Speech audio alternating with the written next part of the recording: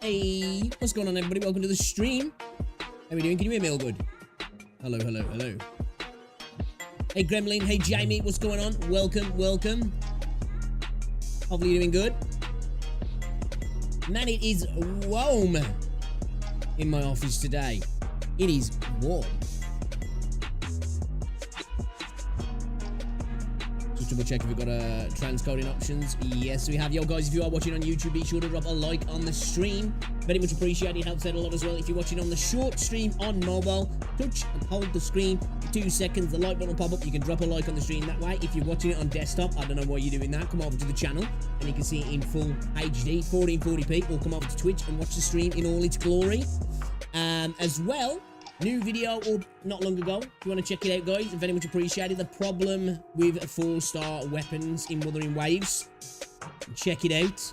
Very much appreciated. It's a bit of a long one. So, you know, a bit of a long one. Give me a second here. Just need to check something. Hope everybody's doing good though, guys. Dude, it's warm, man. I've turned my AC off for like 2 minutes and I'm already sweating my tits off. What the hell? God damn. God damn.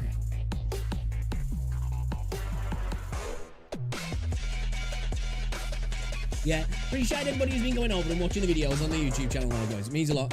They've been doing really well as well, so thank you to everybody who's supported. Even if you watch it on stream, always appreciate it. Hop over, drop a like for the algo, you know. Right, we're gonna play a little bit Wuthering again today, and then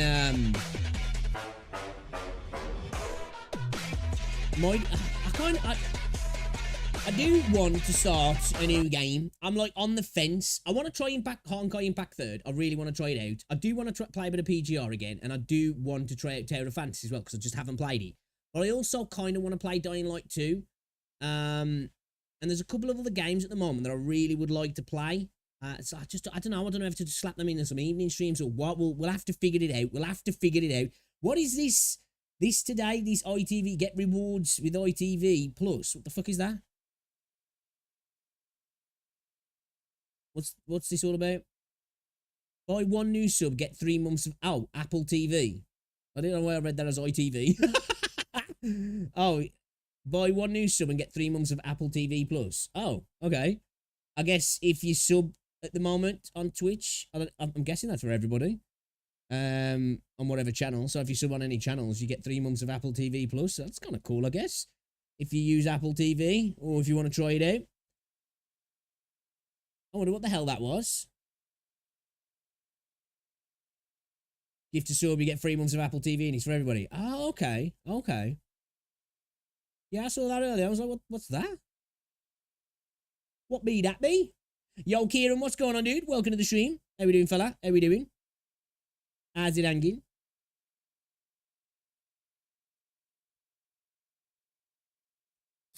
Alright, we ain't gonna mess around today because I'm late. Shall we watch a video or two and then think we get into wait, what? Oh, there we go. I think we get into some video gaming. Do a bit of video gaming. Hold up, let me just get OBS up so you guys can actually see what the crack is. Hey, there we go. There we go. Yeah, interesting. Okay. There you go then. There you go then. I want to check out a video. Let's chat a little bit. Okay, YouTube, fuck off. Right.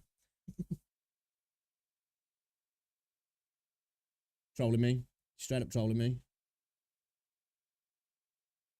How are we doing anyway though, boys and girls and everybody in between? Alright, let's check this out then. Which gacha games I'm dropping from Kekvin. Okay, curious. I've never watched any of his videos. Do you know what? I'm gonna drop a preemptive subscription. Let's check it out. Hello everybody and welcome back to another video. Today we are gonna have a little bit of a discussion. Today we're gonna be talking about the relevant... See, I wanted to watch this because like at the moment there's so many gacha games and I've got a lot on my system at the moment and I kind of want to try some of the gacha games. I've kind of stopped playing Genshin and I haven't played Star Rail for a little while. And and I'm kind of feeling to try a different gacha game at the moment. Wuthering Waves and Zenless are in my rotation, but I kind of want to throw another one in there. I do like PG on, I do like Solo Level and Arise, and I kind of like Reverse 1999, but I do want to try out Honkai Impact 3rd and Tower of Fantasy. But I just need to decide which one becomes that third slot, you know?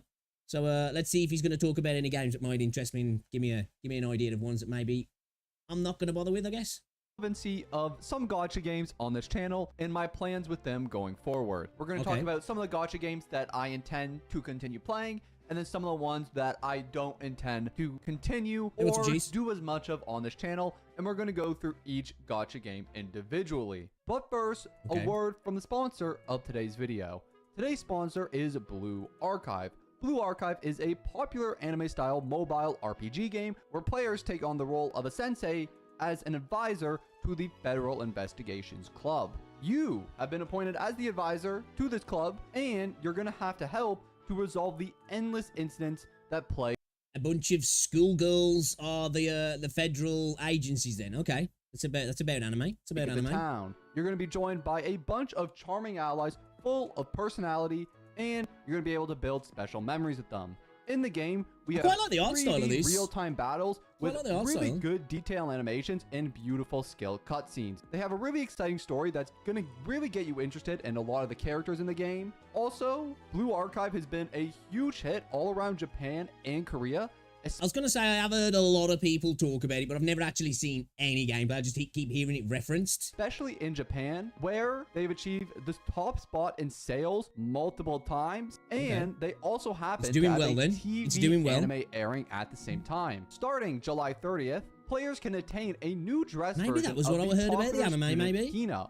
Also, the chance of recruiting 3-star students is actually going to become twice as high. So, what are you waiting for? Go and download the game right now using my link in the description below. But anyways, thank you I think it's a bit weird, a game that's all based around, like, schoolgirls in a gacha system. It's just all a little bit creepy for me, you know? Much to Blue Archive for sponsoring today's video, and let's get right back into it. Anyways, today I want to have a little discussion with you guys. I want to do these videos more often where I just talk about each individual gacha game, because in this year we're going to be seeing a lot more, and so it's going to become quite common.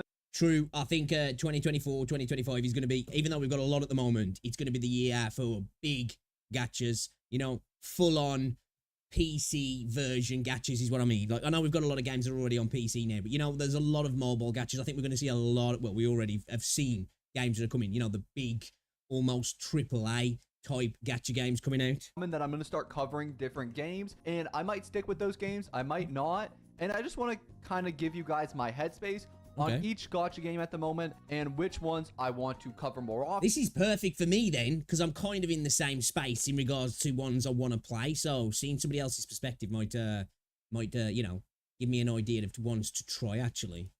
Versus which ones I want to take it back. I'm going to have timestamps all throughout the video, so you can go to any timestamp you want, and you can kind of see my thoughts and opinions on that certain game. Also, I did put out a poll a couple days ago asking your guys' opinion on this. Unfortunately, this poll kind of got out of our community. It has 30K votes, which means that it got into the YouTube algorithm, and so a majority of these votes were people who probably didn't even know what I was and just wanted to click a button to feel included. Dude, I'm surprised Star Rail's at the bottom there.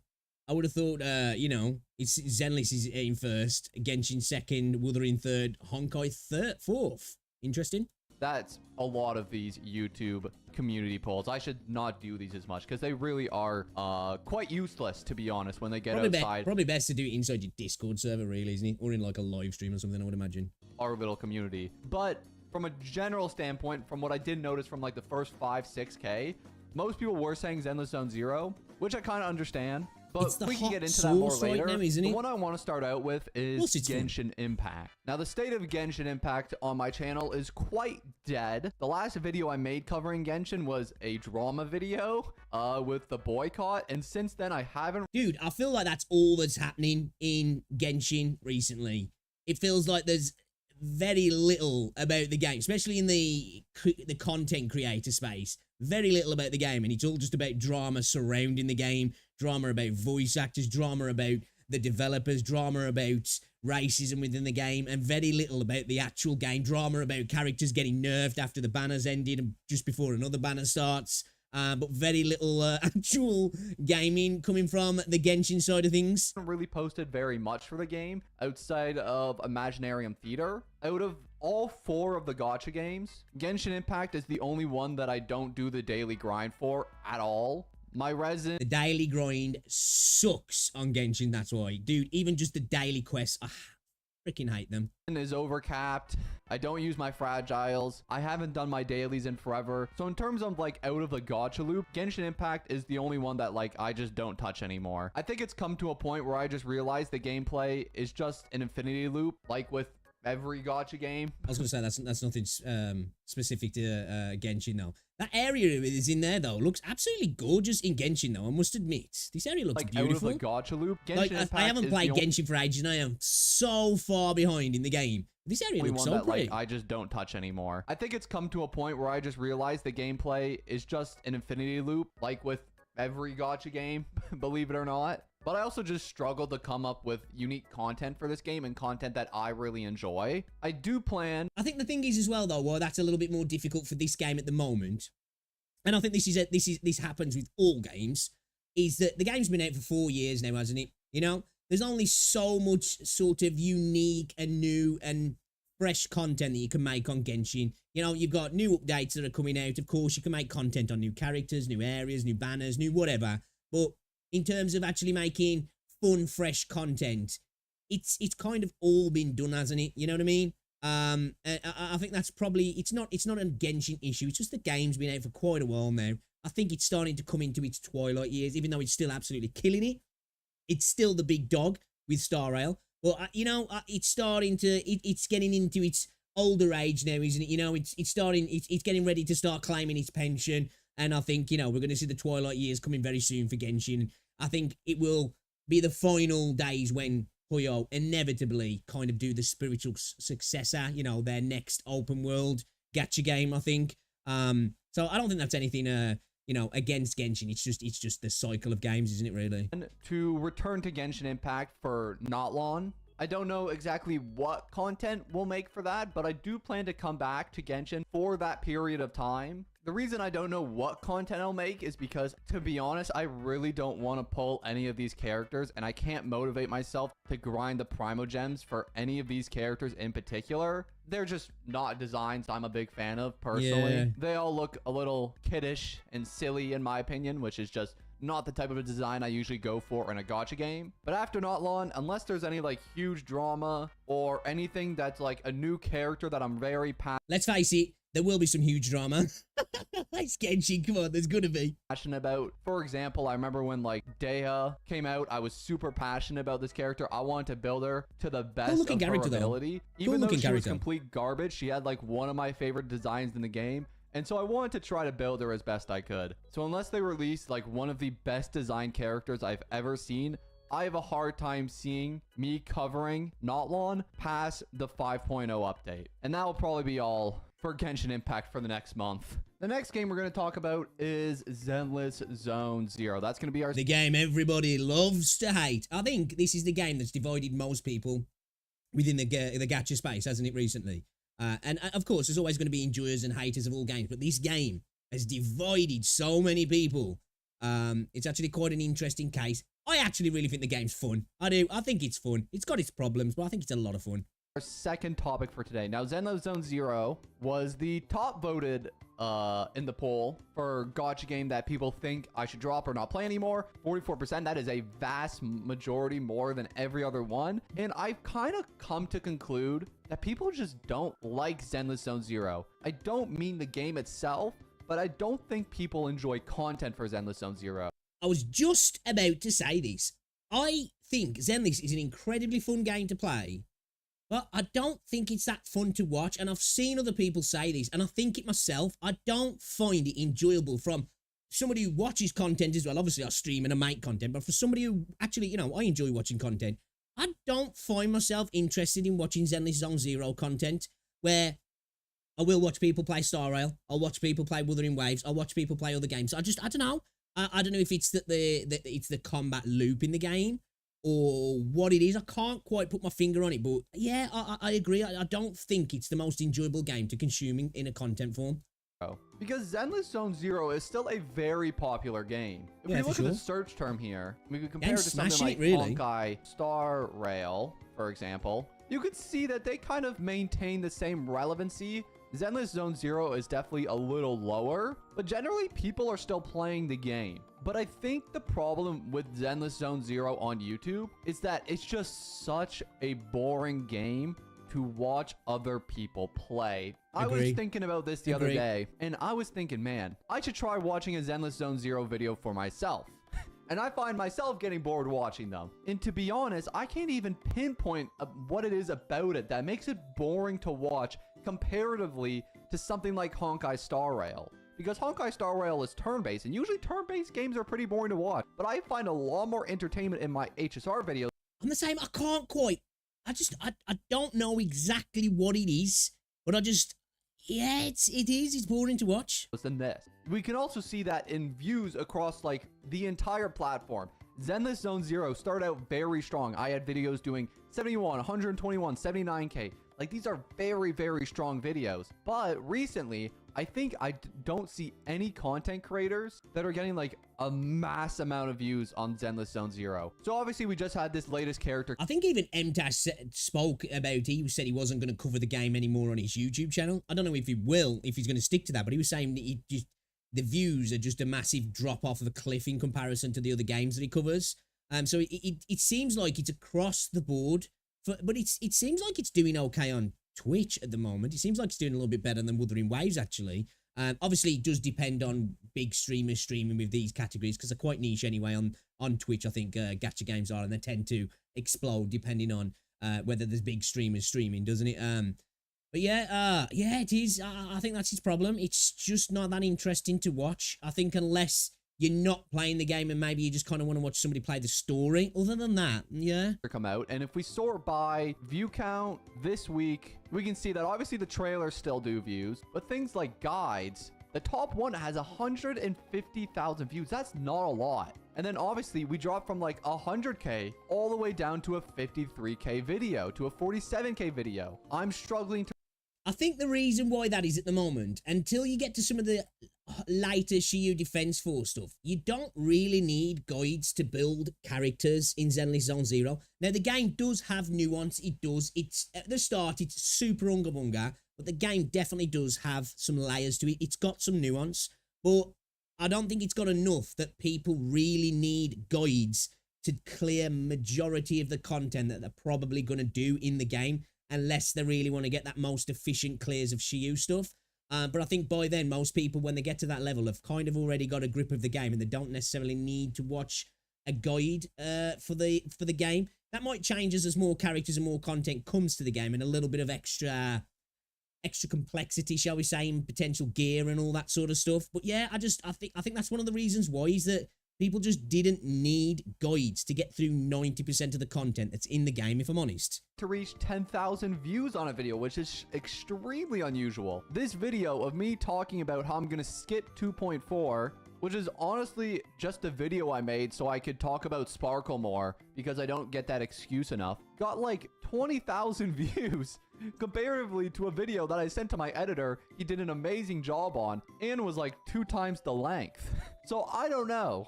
From a personal level, I really enjoy Zenless Zone Zero, but I think from a content level, I struggle to come up with ideas for the game. And unless there's some big news or something new happening in Zenless Zone Zero, I just struggle to think about entertaining content that I can make for this game. So as for my plans for Zenless Zone Zero, I'm still going to make videos on it here and there just to test the waters, because I still personally enjoy the game, and that is about 50% of the reason that I make videos is my personal enjoyment. The other 50% is if the video will do well and if it will get views, and if it just isn't going to do well, then I'm not going to continue uploading it. But right now, I'm still in the early portions of Zenless Zone Zero, and I want to give it a fair chance. So I'm going to test the waters a little bit, and I'm going to keep making content for the game. I think Zenless will be one of those games. The best time to upload content, really, it'll be updates. Of course, with any gacha game, that's the best time to be uploading content, when a new update drops, when a new banner drops, all that sort of stuff, especially major updates. But I think even more so with Zenless, I think it'll probably be one of those games where maybe it's best to just pop a couple of videos here and there, but then really spend a couple of days of smashing out some content when there's a new area, when there's new characters, when there's additions to the story, when there's additions to endgame, and then kind of let it kind of simmer down and move on to other stuff and rotate it out of your content structure. Because yeah, I agree with that. Again, there's probably people out there that really enjoy watching it, but I just think generally it seems that most people think the same, that it's just not that interesting to watch. I am going to stream it this week, but that being said, though, I think that's true. Till it's just like completely dead and nobody's interested in it anymore, because at that point there's no more reason to cover it. Next up, let's chat a little bit about Wuthering Waves. So I'm kind of out of the daily grind for Wuthering Waves. I do it like whenever I feel like it. I'm still in. I missed one day the other day, and I must admit, I was kind of annoyed at myself. I do have the Asteroid Pass as well, so there's that extra annoyance. So I can't remember if I woke up in the night or it was later. Oh no, that's how bad it is. I'm waking up in the night and being like, oh shit. But I rolled over to Rosie and I was like, damn, I didn't log into WuWa today. Gutted. It's not a game that I grind every day, but I definitely still play it. And when a new character comes out like Chang Li, who I was super excited for, I definitely played the game a lot. Finished a companion quest yesterday as well. Really enjoyed it. The ending was really cool, actually. That cutscene at the end was actually pretty dope. I did enjoy that. I was speaking about these, total tangent, but I would like to see the game have raids. And I think the way that companion quest towards the end was set up was perfect for raids. You know, co-op raids, single-player raids where you have enemies to kill. There's, you know, simple puzzles. There's some extra, and maybe a bit of platforming into some groups of enemies, maybe a couple of elites, you know, maybe a sub-boss into an actual, like, hologram-type boss. I just think that would work so well in Wuthering Waves, and they could have, like, weekly raids, monthly raids, season raids, you know, have rotating stuff, change things up, have a, you know, be able to add buffs and nerfs and all that sort of stuff to it. I just think it'd be really good, actually. And the game's built for that stuff. I just feel like it's just a no-brainer to add that stuff into the game. Because Chang Li was super awesome. I grinded for her, and I'm building her as we speak. My content plans for the moment for Wuthering Waves are a little up in the air. I can't think of too many innovative ideas for the game at the moment, but I'm working. I'm in the process. It's definitely a game I continue to play, and a game that I want to continue to cover. The next update, I'm a little iffy on the characters personally. I'm not a big... Love JJ. However you say his name, not a massive fan. I think even if they'd have just given his arm a little bit more of an intricate design, had a little bit of a gold accent to it or something, you know, just to make him look a little bit more flash. Because his design is fine, but he is... People talk about the characters in WuWa being a bit bland. He definitely is. He definitely is a little bit bland. But I do like his overall design. But yeah, he's definitely bland. Big fan of either design. That's just me. I like you might have a different opinion, but I might still probably pull them for a video or two just to make some new Wuthering Waves content. But I feel like we can honestly just make this one short, sweet, and simple. Wuthering Waves will probably be like my second main game besides the upcoming one, which we'll talk about. Wuthering Waves will probably be the one I cover second to the most. What's the upcoming one? Azure Premilia? That seems to be everybody's kind of go-to. Neverniss to Everniss. I must admit, Neverniss to Everniss is my most anticipated one now. Azure looks good, but I'm definitely... Neverniss to Everniss seems a lot more up my street. Because Azure looks great, and I like the systems, but it's kind of like, you know, another fantasy, open world gacha game. And we've got WuWa, and we've got Genshin, and I'm okay for more. But I think just the more urban, you know, sci-fi... supernatural setting of Neverniss to Everniss it just appeals to me a little bit more now, and customizing cars and stuff, that just looks cool. Most on this channel upcoming, and I think honestly we can leave it at that. Game's really good at the moment. I have no problems, no issues with it. People seem to enjoy it, so I'm gonna continue to cover it. And last but certainly not least, and the main game at the moment on the channel is Honkai Star Rail. Now, to be honest, I'm in a bit of a trick. I thought he was actually talking about an upcoming game. My bad. I totally misread the room. My bad. Tricky place right now with Star Rail, and to be honest, it has nothing to do with the game itself. The game he was talking is about awesome. I still love it. I have no issues with it. It's the only one that I play actively every single day is this game. I have stopped playing Star Rail for a little bit. I love Star Rail. I think it's a great game. I do. I think it is a really good game. I just think it's...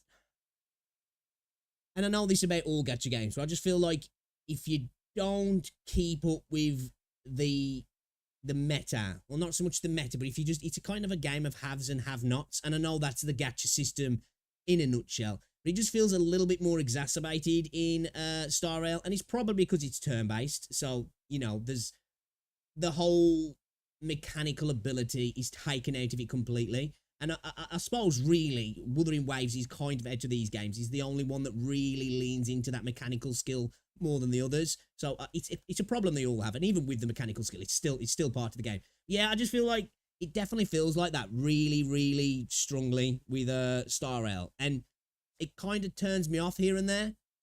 But the game is great, though.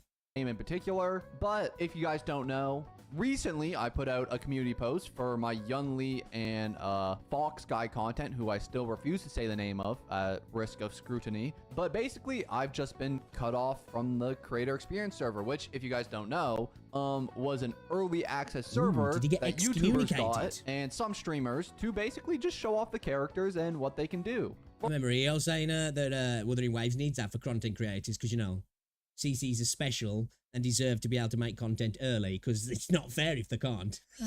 For example, this Jade video right here was before Jade even came out. I got to do this because I got early access to that server. Now, I'd like to say that this early access server is a privilege that people get, and it's not like everyone gets it. And I wasn't the only creator who was cut off this update. There was multiple, but it kind of feels just, I don't know, man. Like a Hoyo out here nuking people for no reason, really? A weird feeling of like unwantedness. It almost feels like there's this luxury that every other creator is getting except me, and there's no reason. I have not been provided a reason, and He's for been some a reason very it just naughty boy. bitters my taste towards Hoyoverse games as a whole. It's almost like you're playing and covering and making money for a boss who just doesn't like you. It's just a weird feeling, and I've given them that's like most people's experiences through life, though, isn't it? You know.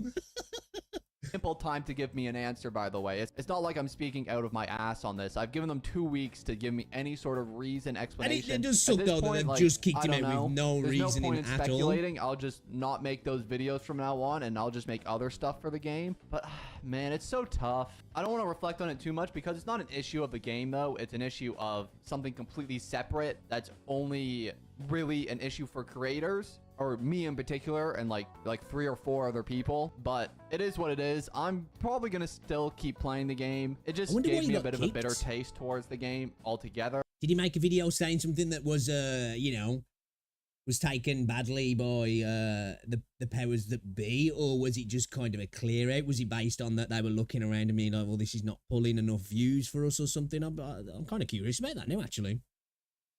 I can imagine what he would be as well. Game I cover most prominently on the channel, and you guys definitely enjoy it the most. I know that for a fact. So no matter what, I'm going to still keep covering the game. It's just an odd feeling, but I think I'm as sure well, we'll Star Rail is the game that people are the most interested in. Regarding Yunli and the upcoming banners, I do intend to cover those. Although I already said I'm skipping the update myself, I still plan to make Yunli content on other people's accounts. Same thing with Fox Dude, with the help of you guys. So you can expect more content for those characters in the 2.4 update. Anyways, I hope that gave you a little more insight into what the games I'm going to cover on the future of this channel are. And I hope to make more videos like this so we can be more communicative and you guys can have a better understanding of where my head's at.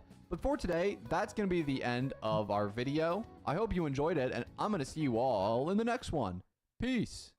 Alright, good video. I thought he was actually going to talk a little bit more about maybe potential ones filling the spots for, you know, I might drop this game and this one's gonna fill its spot kind of thing. I was hoping that I might potentially get an insight into some of the other games, because again, at the moment, I'm kind of like, I'm playing Zenless, I'm playing Wuthering Waves, but I really want to throw another game in there. I do like Reverse 1999, and I've set up a new account to play that because we started it and we kind of got through the tutorial, so to speak, and then I stopped playing and I've kind of forgot how to play the game. So I was like, you know what, we played for about 40 minutes, so we might as well just start again. And I really want to try out Honkai Impact 3rd, and I want to play Tower of Fantasy as well. I do quite like PGR, but I need to give it another go. And I like Solo Leveling and Rise as well, so it's kind of like between those. I think it's probably most likely going to be either Solo Leveling and Rise, PGR, and potentially Reverse 1999 maybe. As you know, just a little extra one in there that I could just play here and there and stream as well, and maybe make some content on it potentially. But at the moment, I kind of am feeling to try out some different games. You know, I've been getting a feel to like maybe play a little bit of Dying Light 2. I do want to play the Cyberpunk DLC as well. I've been having an itch to restart The Witcher 3. Oh, a game as well that I did download the demo for, Half Sword. I don't know if you guys have seen it. It looks kind of funny though. It's like one of those physics-based brawlers, but it's like, you know, with like, you know, medieval sword fighting and stuff like that. It looks kind of cool. Yeah, I'll show you. It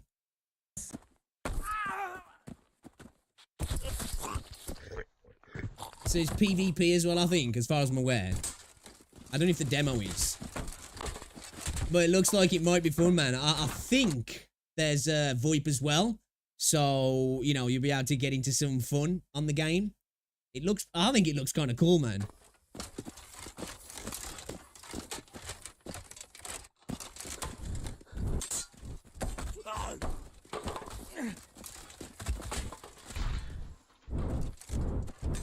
So there's a demo on Steam right now, actually. I was watching a dude playing earlier, and they had no weapons. They were literally just in like a loincloth, and they were just fucking duking it out. God, my plea. Have mercy on me. I spared me. Be not the cause of... Like, dude, I want to play this, man. So we might play this at some point this week, and when it comes out, we might pick it up actually. Well, yes.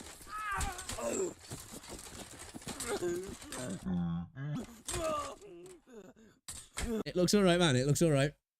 See, I might check that out as well. But I want to play Dying Light 2. I've had the game for ages. I enjoyed the first one.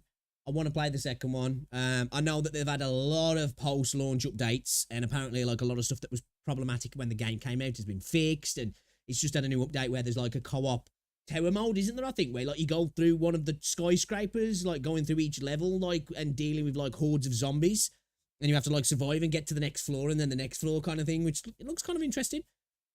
What's going on, DJ Mass Raver as well? I realise that Genshin drama / scandal mostly happens whenever there are filler dead patches. Maybe they're just, yeah, I think that, to be fair, I think that's just streaming and making content on gacha games anyway, because of the cyclical nature of gacha games and having these massive amounts of content in small, like, slithers and then larger sections of, like, dead air, so to speak. It kind of, like, as a content creator, you end up just, like, either being in drama, I guess, reacting to drama, or just kind of hovering around the edges and watching people fight, cheering it on kind of thing. Which I'm kind of the guy that hovers around the edges, cheering it on and laughing about it. Because it is funny. Some of the drama in the space is funny.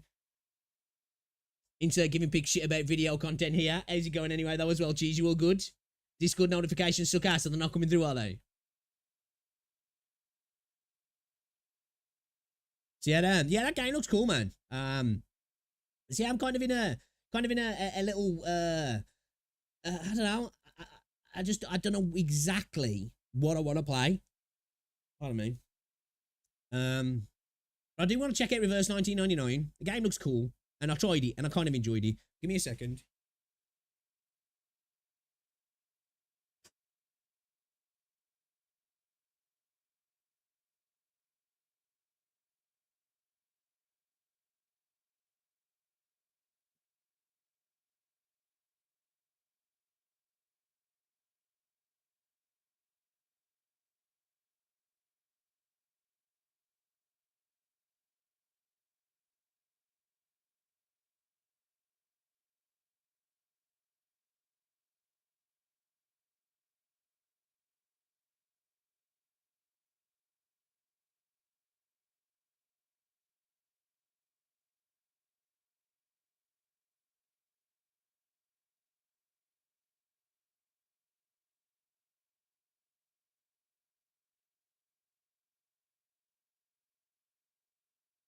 What's going on, Ben?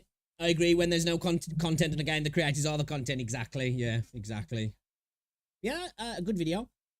Like I said, I was hoping that it might be a video that kind of gives me a heads up on some games that he's enjoying. So I could maybe like focus towards one of those and be like, okay, let's try that one out then, because it looked kind of cool. Give me a second here. I did. I want to check out a couple of other videos if I could. Talking.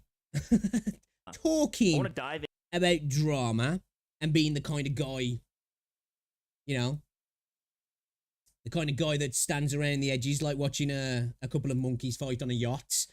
Let's see what this video is from MTash. This drama just makes me sad. Let's see what it's about. YouTube, what's going on? I want to talk about some drama. I want to dive into some drama. I actually want to talk about talking about drama. All right, Okay, are we going to be talking about somebody talking about people getting involved in drama? Okay, let's talk about talking about drama then. Again, the gacha space, like, well, not like no other, but it just feels like there's so much dumb drama in the gacha space. There's drama in all communities, but there's usually a little bit of substance to the drama in a lot of other communities. In the gacha space, it's just like, dude, what are we even arguing about here? This is wild. But I get it. It's the cycle of the games, and it makes sense, I guess. Want to talk about talking about it. If I talk about drama, if I make videos about a creator or a game or that hot new drama, I feel like it's this weird slippery slope where I have to keep talking about it or talk. Oh, I think you do. I think once you put yourself into the fight, especially if you're injecting yourself into the drama against somebody else, or not even just, okay, well, I kind of just, like I said, I watch from their sides, cheering it on and kind of laughing at some other people going at each other over stupid stuff. But I think if you actually get involved, you kind of, it is a slippery slope, because you will obviously get rebuttals. You're going to have defend yourself against those rebuttals, and you're going to get into circular arguments potentially, and just going backwards and forwards and all this sort of stuff. And then as well, for some content creators, it starts to bring them in an audience, and then it's like, well, you know, these people are here for this particular thing. It's like getting an audience on a game, moving on to another game. That audience is not interested. If you're creating an audience that wants that, which is fine, I haven't got a problem with it at all. Some people hate it. It doesn't really bother me. They're going to want more of that as well, aren't they? So you're kind of putting yourself in that position where, you know, you need to go look for some other drama again. And then I just think, for me personally, getting involved in that sort of stuff all the time, and it's got to be rough on your mental health, you know? Talking about the next one or the next one or the next one, and it never stops. And I don't like it. I regret ever even discussing the Atsu, Braxophone, Tectone, all of that drama, because that's one that I just wasn't interested in, like, even, not that my opinion means anything, because it doesn't even now. I just like to react to stuff on my stream sometimes, not load them to YouTube. But that whole thing, I didn't know what the hell was going on in any way. Like, when I saw people talking about the whole Atsu situation, I still have no idea what the hell went on. I just saw that everybody seemed to be kind of against Atsu and calling him Ratsu, and I was just like, I don't know. And I wasn't interested enough to kind of go back and find out the original context, and it felt like we were in season 2, episode 7, and I was just like, yeah, I don't know what's going on. I'm not interested. I'm not even going to go back and watch the first season. Happened this like whitewashing Natlin stuff. So I looked at it after, and there's a lot of creators. I did make a video responding to some of that sort of stuff. I ain't going to go into it. You can check the video out. It's on my channel. Talking about this stuff. Dish was talking about it. A bunch of people saying, hey, you're using a lot of like the themes and even names of like Africa, but all the characters are white. It's kind of weird, bro. And I didn't really talk about it, even though I can recognize, like, damn, that's kind of crazy. I didn't talk about it. And so by not talking about it, I'm complicit. And I'm defending it. And it's like, what the fuck? That's the issue. Is if you talk about, when it comes to those sort of things, there's always going to be those sort of people who have that sort of attitude of silence is violence, and they're just stupid.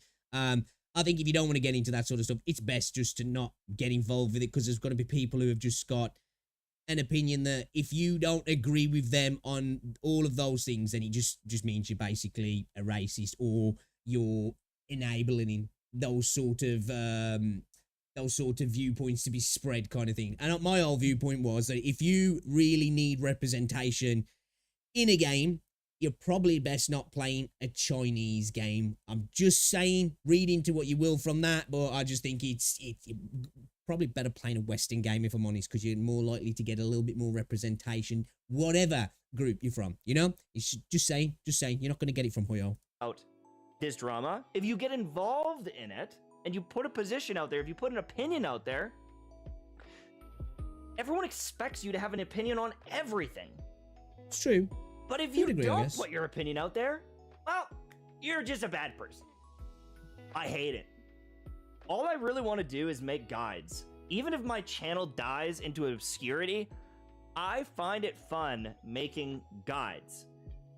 But the thing is, I feel like, especially in the gacha community, like, everyone expects you to talk about every other thing. Io. I've talked to Io a few different times. I brushed up on what ended up happening here. Dude, that whole situation was hilarious to me, man. Like, I started watching that video before he got took down as a members-only video. I just thought it was kind of hilarious. It wasn't deep, man. People were getting people get so angry about things that don't matter. Don't get me wrong. He had some stupid ass takes, in my opinion. But like, people get their panties in such a twist. He didn't say anything that was, oh my God, this dude deserves to be destroyed. And I think most people took that, you know, adult take of, okay, probably wasn't best to speak the way you spoke about particular things in the video, but it's just not that deep, man. It's just not that deep. And that shit carried on for ages. It seems to have settled down a little bit now. But yeah, dude got negative edged off the internet for a while, so. I looked at some different things from the community on what ended up happening here. And at the end of the day, it's like, I feel like it's like not this super crazy thing that I need to put my opinion on and either crucify the guy or defend the guy. But again, if I don't talk about it, it's like people put words in your mouth anyways. If I do talk about it, it's like, fuck him. If you've got that attitude that you just want to make guides, and I'm not, you know, he's entitled to say this. He's obviously venting, I guess, about this. Fuck him, man. Just make guides, dude. Ignore it. You know, if you do not want to get yourself involved in drama, don't do it. Don't speak on it. You know, I don't like to get involved in drama. I like to react to stuff sometimes. I guess I suppose that's involving yourself in some way. But at the end of the day, it's all public. I think everybody has a right to be able to be like, oh, okay, let's have a look at this and let me give my opinion. If you don't want to, though, just keep doing what you do, man. Why does my opinion matter? But if I talk about this, I gotta talk about the next guy, and the next girl, and the next VTuber, and the next one, and then it's like, I don't want to. I don't want anything to do with it. I just want to see if my DPS is increased, or if a character looks cool, or like whatever it is. It feels like this endless treadmill of you have to keep going and defending or attacking everything. And I want to give you a good example because it's happening right now. Tribalism, man. It's just tribalism. People love to have their opinion, I guess, backed up and certified by a content creator. That's all that's about. But yeah, again, just fucking dude. I wouldn't even let those people get into your head. You know, if you want to make a video talking about a specific thing, drama, whatever it is that's going on, and you want to, because it's, I don't know, it's annoyed you, or it's just something you feel like reacting to, you know, or even if you think it's just going to get you some views, react to it and ignore the other things. You don't have to. People want to call you whatever. Just let them do it. Just let them do it. Just do what you want to do.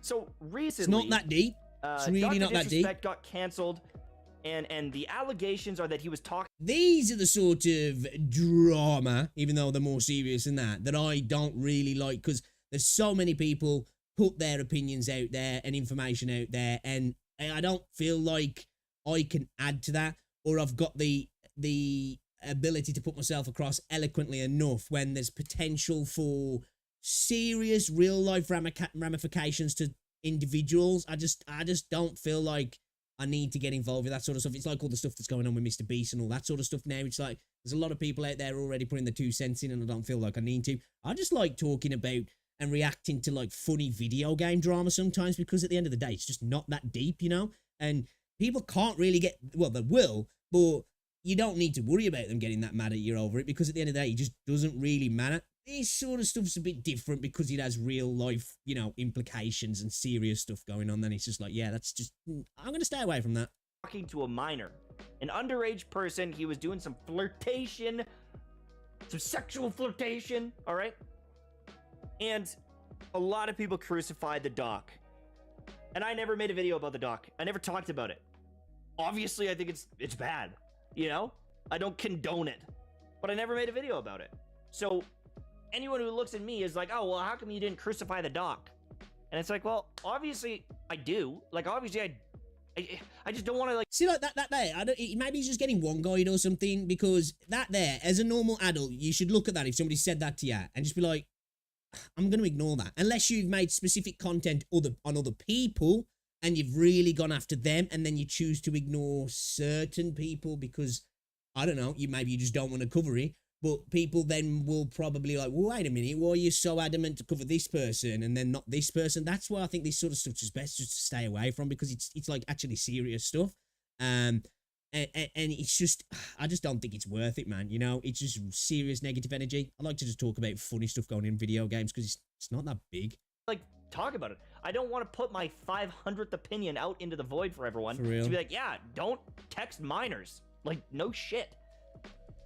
But the thing is if you crucified Doc and the Cody Co situation happens just a week or two later saying that he... Who the fuck is Cody Co? See, this is how I say out to this sort of shit. I don't know who the fuck that is. I don't even want to know either. Slept with Tana... Okay, alright, he's gonna tell us. Tana Mongo, whatever her name is, Mojo. God, alright. Mojo, who's like an underage person. It's like, well, now you have to crucify Cody Co. He did the same thing, or even worse, arguably. You gotta crucify him. And it's like, well, obviously this one's bad too. Like, no duh. Like, obviously it's bad. And it just feels like this treadmill of unhappiness that I don't want to be a part of, even if it... Yeah, but this is serious drama, though. I can totally understand MTash not wanting to be involved in this, and I can totally understand him not wanting to be involved in any level of drama, really. But this, to me, when people start talking about this sort of stuff and equate it to drama, I don't think this is drama. This is like, whatever the allegations are, I don't know. I don't know this situation. Like I says, I don't really want to know. The Doc situation, the big Mr. B situation. To me, that's not drama. You know, drama's like, oh, somebody's mad that so-and-so said that this game is trash, and oh, somebody said that this guy's a fucking idiot because his views on this game don't align with his views, and everybody's arguing over it now, or, oh, you know, there's this game developers seen as, oh, racist because they haven't, you know, that sort of stuff to me, even though I suppose that stuff's a bit more serious, but there's not actually, like, a real victim there. I know there's people's feelings, you know, which perception's everything. But you know, this is like, these are criminal shit, like, these are crimes, like, and it's just totally different, man. Gets views. It's like, oh my god, I just don't want to. And then another week later is like with the Mr. Beast stuff and Ava Chris Tyson coming out with, there's like texts of like flirtatious comments or beyond that with some minors talking about like lolly porn, stuff like that. It's like, I feel like this video is he's kind of going against everything he said here. He said, I don't want to talk about all this stuff. And then he's gone on to specifically like talk about multiple different situations that are beyond gaming drama. You know, there are like serious allegations and serious things going on. It's kind of like self-sabotage here, dude. Like, what are you doing, man? Obviously, a lot of this stuff is heinous. And if you talked about Doc, you gotta talk about this one, or else, oh, well, what? You guys crucified the Doc, how come you're not crucifying this person? And at the end of the day, there's 1 billion people in the world. Well, there's actually more than that. There's 1 billion people in China, so there's definitely more than that. Actually 7 billion people. There's a bunch of idiots. There's a bunch of shitty people. And it's like, oh my god, I'm gonna be here all day. And I guess that's why, man, just keep it to game stuff, you know? Like, it's just light-hearted at the end of the day, like the old IO situation. You know, people were crucifying him to the point where he made that video members only, but it's not that deep. It was just his opinions on a video game community, and seeing himself as that guy. You know, that video was hilarious, like filled with ego and, you know, just terrible takes. But at the end of the day, it was just like, you know what? It's not like a reason to hate the dude. Like a lot of the stuff I like to react to is just like, okay, this guy's talking shit, but whatever. This sort of stuff though, man, just forget about it, dude. I don't know why you even mentioned it, man. Like, it's kind of wild. That's why people started off on talking about IO and went straight into like serious criminal allegation stuff, and you know that like kind of conflating drama with real serious stuff. do it. It's an endless money cheat. It is an endless view cheat. If you talk about the one, you could talk about the next. Brothers, I could milk this stuff for days. I could milk it all. I could have made 15 videos on all these things, but it's like, it's soul sucking. It doesn't make me happy. It doesn't make me happy. It just makes me feel sad. Reading up on these stories, knowing that people got abused, knowing that people were victimized, knowing that people of power used that power and hurt people. Doesn't that suck to hear about? Of course it does, dude. I'm still like flabbergasted how we started off on IO talking about cara cancelling and negative edging into like sexual allegations. Like, this video went west fast. It's not drama. It's not juicy drama. It's sad. Okay, Maybe- so I think his audience or whoever's been saying these things to him, he's conflating what drama is then, or he's misconstruing what people have said to him. You know, I don't even think you need to make this video really talking about that. Like, I'd just ignore it and just, you know, keep doing what you're doing. You know, like I said, again, to me, dramas, stuff going on in the gaming industry that might have, I guess, there might be real world ramifications in the, you know, the Natland stuff, people feeling emotionally betrayed, not represented, and that hurting their feelings, you know, whatever it might be, you know, a banner kind of rug pulling on people, and people have spent money and a character gets nerfed post freaking banner right before another banner. I guess there's real world ramifications there that, oh, somebody spent money that they might be wouldn't have, but kind of at the end of the day, that's on you for playing gacha games in the first place. And I'll play gacha games as well.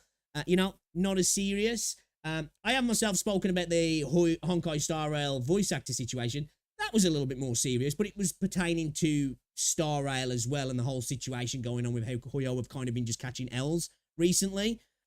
Yeah, like, this sort of stuff, this isn't drama at all, and that wasn't drama really. That was, you know, that was serious allegations about somebody. It's just that the reason I spoke about it and reacted to it was because it, you know, it's in the gaming sphere in that sense. I know Doc is a streamer and a gaming streamer, but that, to me, that's totally separate from gaming, man. That's got nothing to do with gaming. That's some shit that just isn't drama.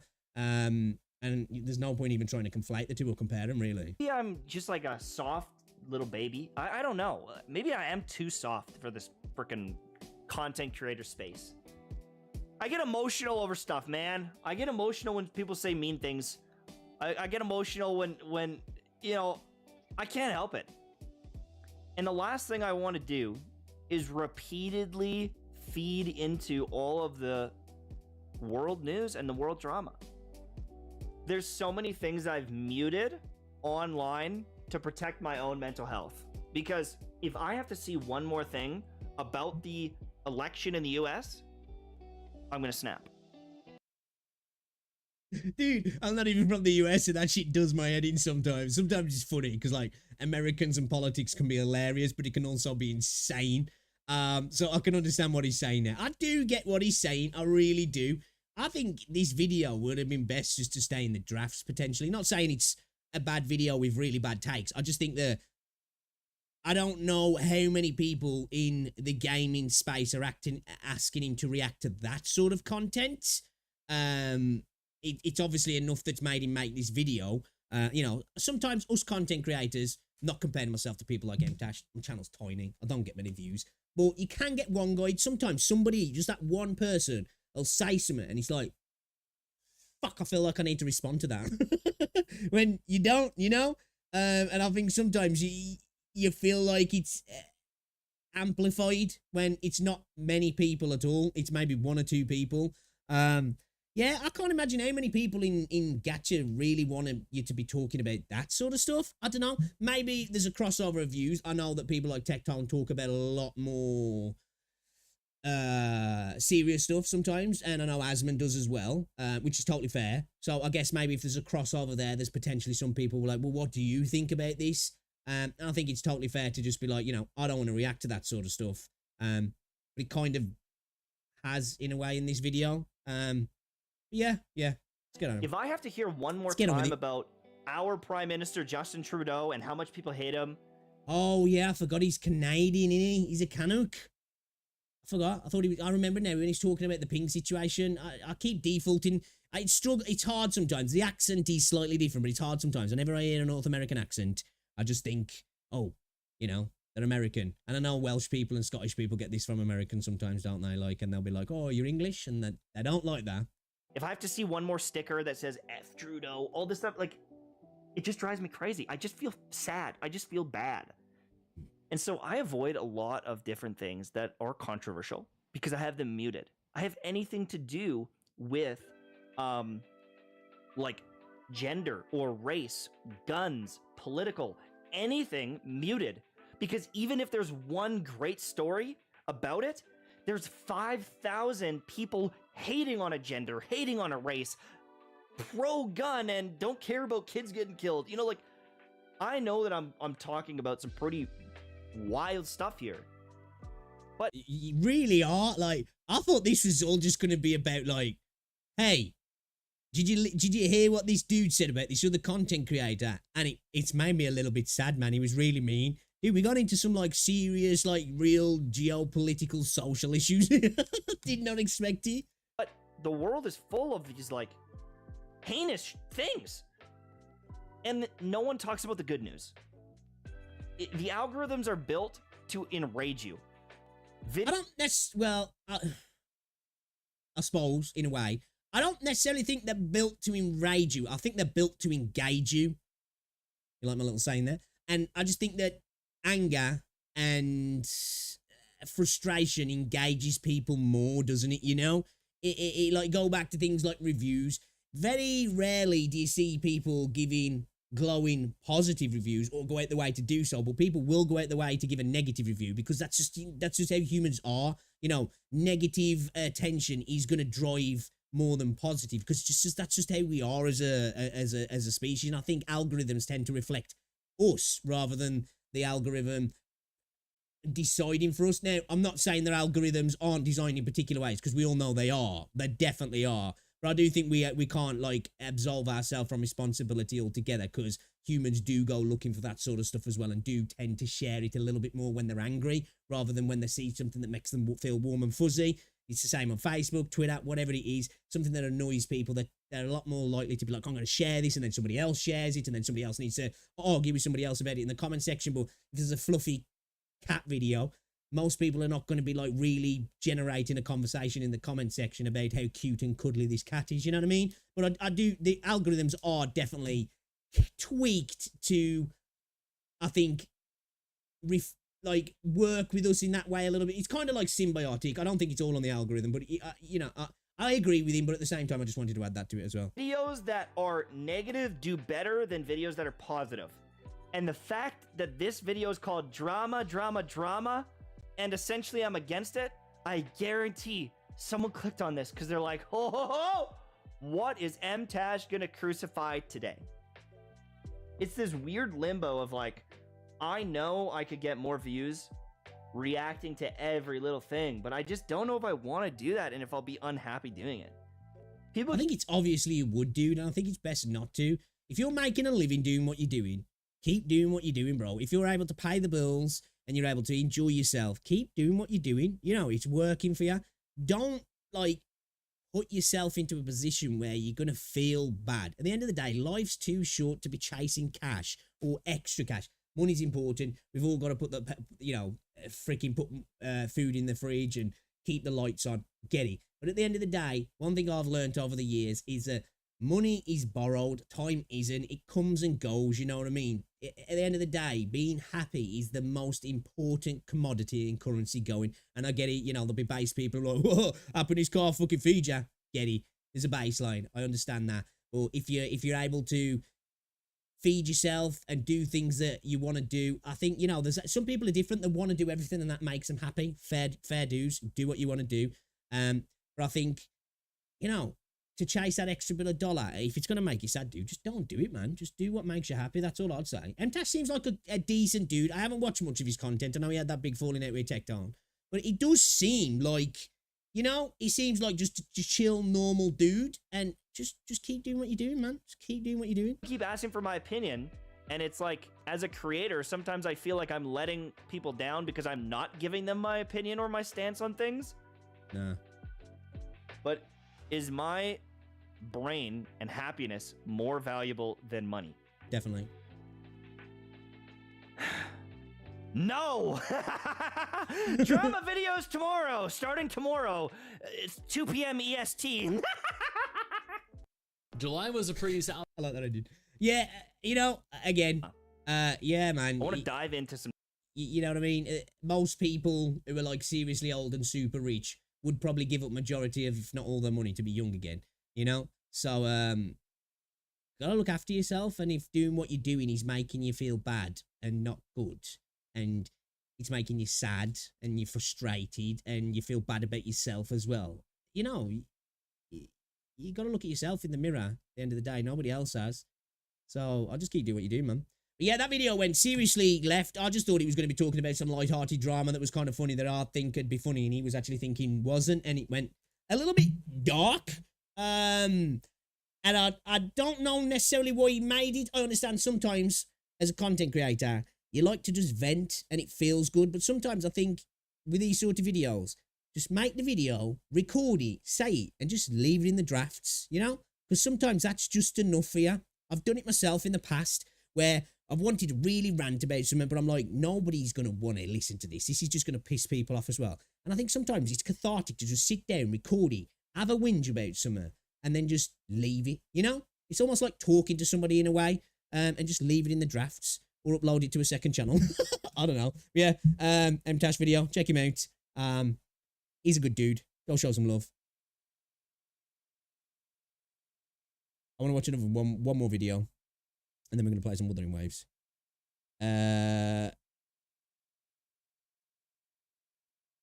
Let's check this one out.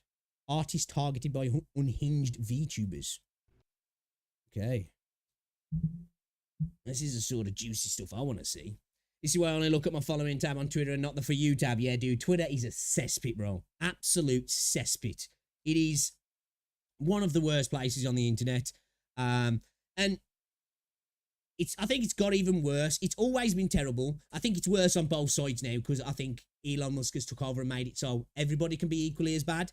But I think just the whole blue checkmark situation, there's never any like funny conversations under funny content now. It's just somebody else trying to post their content underneath to try and get views, and then there's some OnlyFans girl underneath, and then another OnlyFans girl underneath, and then that one dude saying, how far do you have to scroll to get to a real comment? And it's like, oh, I ain't seen that one before.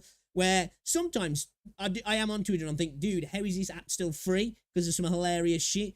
But it is such a cesspit of a website. It's just like, it's where the last brain cells go to die. It's just the worst of the worst, arguing with each other all the time on Twitter. It's absolutely AIDS, man. It is. Although I still do have a Twitter. I don't really post on it now. I share my streams from time to time. That's about it, but I don't even really post on it. I just like to laugh at funny stuff that's on there sometimes, but it's getting less and less now. Seem to see stuff on there that makes me chuckle less and less as the days go by. And it is kind of one of those sites where it's just like, this is draining. So I do understand where MTash is coming from all that stuff. But anyway, let's check out this video from Rev Says Desu, artist targeted by unhinged VTubers over problematic posts. Okay, a bit of problematic postage. Let's have a look. Hey, what's up, guys? We're here. So today we're going to cover some big... Dude, I've watched one of his videos before. It still catches me. The anime VTuber girl with the voice, it's just...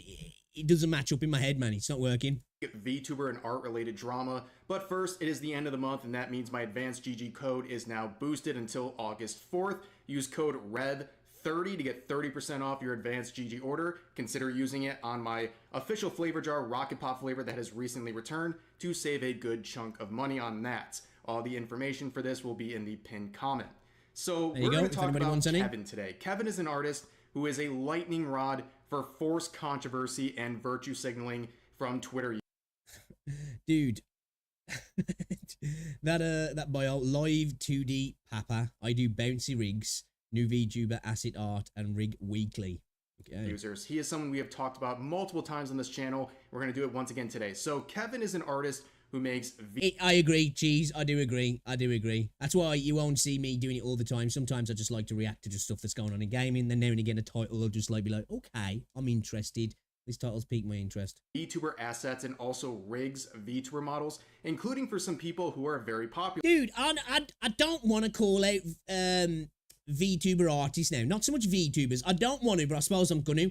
Why is there so many people who create this sort of art that just end up being a little bit weird? Is it just me? You know? Like, these people are talented, but there seems to be quite a lot of them that are just really weird, man, you know?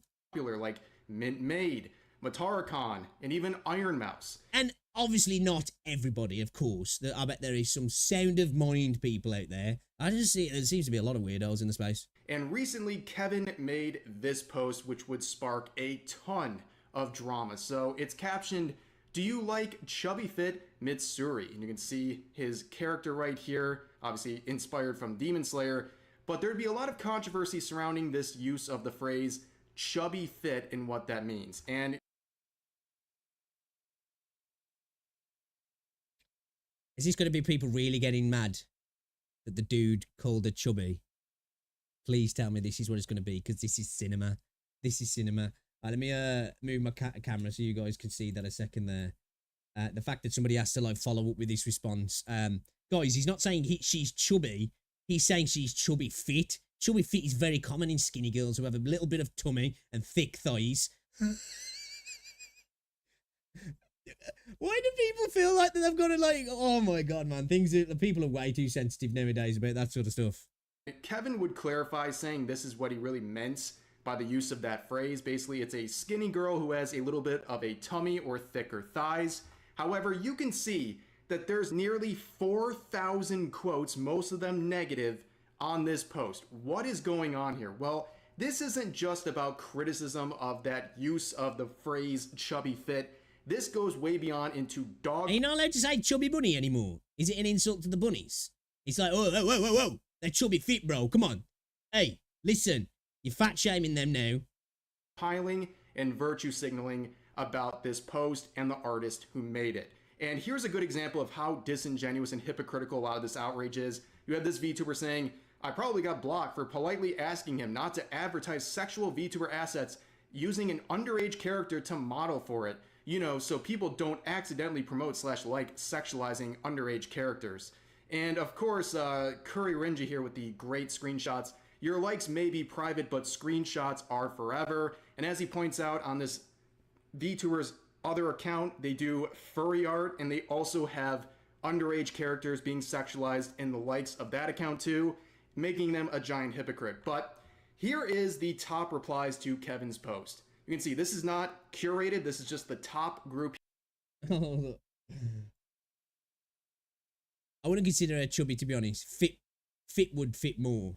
Looking at the character design, I wouldn't necessarily use the word fit unless you're using it as in the description of, like, in the UK, when a girl's attractive, people like to go, man, she's fit. They don't necessarily mean she's incredibly athletic and has lots of stamina and will be able to run a marathon. They mean, man, she's attractive, you know? She's peng, she's fit.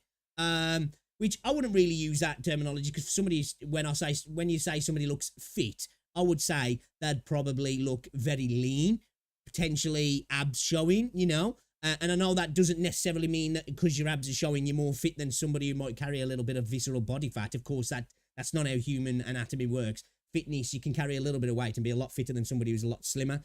Of course you can. But visually, you'd typically look at somebody who is lean and be like, well, they're probably fit. Probably not as well nowadays, but, you know, there's a good chance that they're more likely to be fit than somebody who's overweight, of course. This body is not chubby. It's normal and healthy body. Labeling as such perpetrates harmful stereotypes and unrealistic beauty standards. Posts like this is the reason so many people have body issues. Dude, like, if you're getting wrapped up in your own body issues from a freaking drawing of a VTuber, you've got issues. Did you see the size of her tits? Like, if that's, surely that's going to make freaking women be a little bit more like, damn, I'm never going to have freaking tatters like that. You know? The idea that, like, oh my God, it's just wild. That it was a healthy looking body, I guess, but it was a fucking drawing for one. But to call somebody chubby is not like a derogatory term in my eyes. I guess it's supposed how you look at it. But carrying a little bit of extra fat is definitely not what I would call fit. And I don't see, you know, this chubby fit look is kind of a derogatory description of a character. You know, it's like saying she's thick. People don't like see a problem with that. It's describing the same thing, really. It's just that people like the word thick because it's seen as a positive sexual terminology. Do you know what I mean? Girls love to be called thick. You know, oh man, look, dude, look how thick she is. But the second a dude says, man, she's carrying a little bit of meat on her, it's like, whoa, whoa, whoa, whoa. You can't say that. I think it needs more chub. That this is still so skinny. People on Twitter calling this chubby is the reason why I have body image issues as a size S, small, extra small. That's, if you're getting body image issues off anime drawings, then I think you've got deeper issues, in my opinion. Honestly, I really do. I wouldn't consider this chubby. It's a great design, but would need more to be considered chubby. No, chubby isn't there. No, chubby isn't there, so can't say it is. Here, all of them having thousands of likes and all attacking. See what I said about Twitter? It's where the last brain cells go to die. They go to argue with each other and fizzle out. It's just like, what are people arguing with here? What are they arguing about? This is just, oh my God, it's wild. The same I love it thing. though. They're all saying this character is not chubby. And one thing you can say is right off the bat, they're arguing over a phrase he didn't use. He used the phrase chubby fit, but every single person here has removed fit from that equation, and now they're arguing about what is actually chubby. And you can see some people have a very subjective view of what makes Dude, even if you said chubby, like, what the hell? a character chubby. Some people in the quotes are trying to claim this is chubby. No, that's not chubby. That's definitely not chubby. That's more than chubby. But if you look at this comment right here, I want to single this one out for a second. They say, this body is not chubby. It is a normal and healthy body. Labeling it as such perpetuates harmful stereotypes and unrealistic beauty standards. Posts like this are the reason so many people have body issues. Now, I get what they're trying to say here, and I mean this with like... I think the main reason a lot of people have body issues, a lot of people, the majority, not all, obviously, self-visual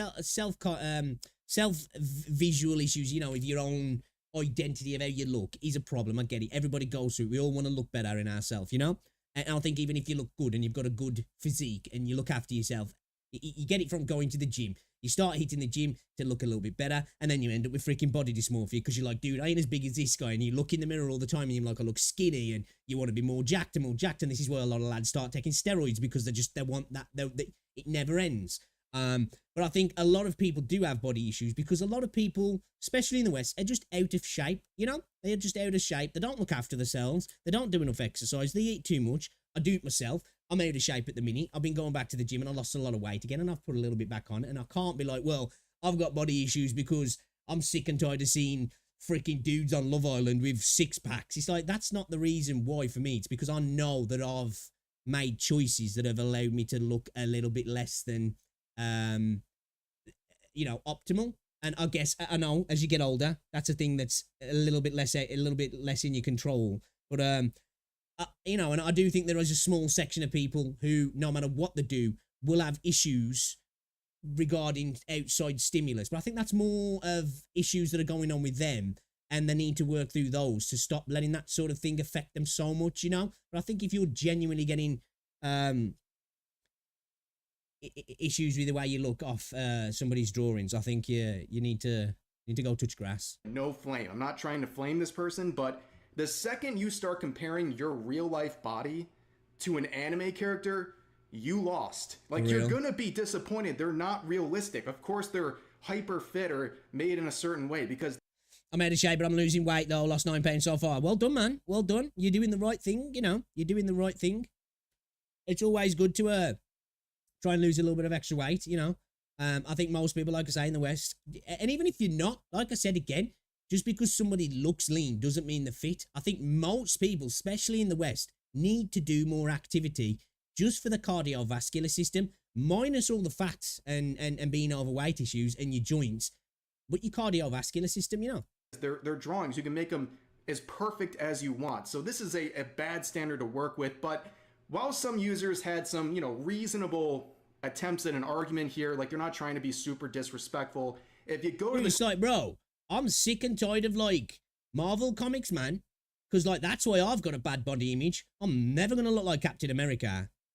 Like, what am I supposed to do? Superman looks ripped, bro. This is why I've got a body image issue. Quotes, you see crazy stuff. You see dozens of posts like this. This user saying, I think we should kill all men at this point. This person saying, game end yourself. This person.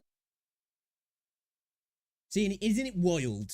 Again, this is Twitter, so it's expected that people think, oh, you can't make people feel bad about using the word chubby, as if it was directed at them anyway, when it wasn't. It was directed at a fake drawing, a made-up drawing. These people are going to the level of, you should go kill yourself.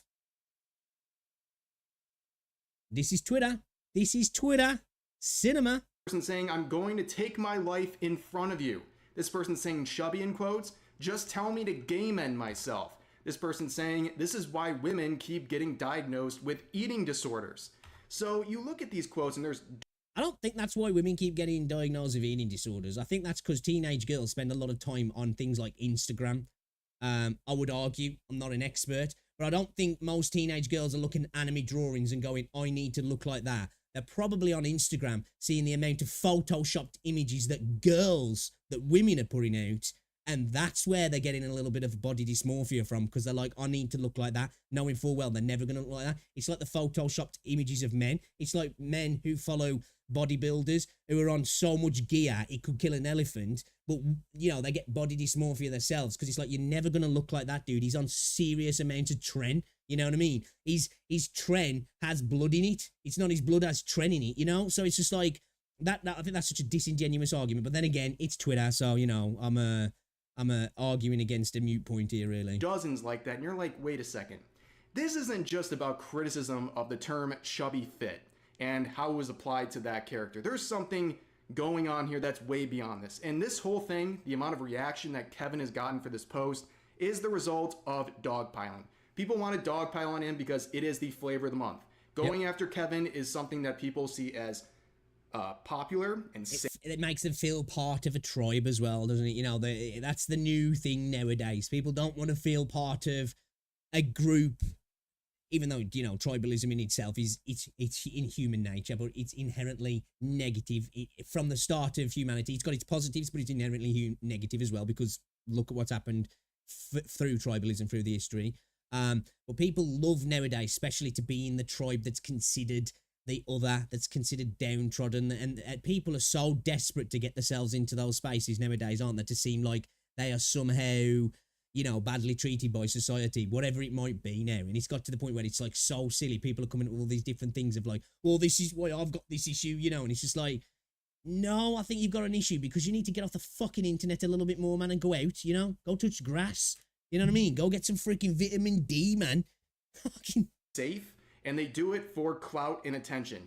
So it's very obvious, and it's reflected in a lot of the responses like this. So this user captured a screenshot of a tweet that's now deleted from another VTuber where they say, I am begging the VTuber community to stop using him, Kevin, for rigging just because of Iron Mouse. I blocked him so long ago for the whistle, and now this stuff comes up. And we're gonna hear a lot of conversation about this whistle asset in just a second here. So here's another VTuber saying this. The chubby model drama with Kevin is pretty obvious. He's trying to distract with his new Mitsuri model. So everyone... Dude, how wild is that? I don't know what they're going on about this previous stuff. The idea that somebody's going to distract from a situation that they've got themselves into before by calling a drawing chubby fit.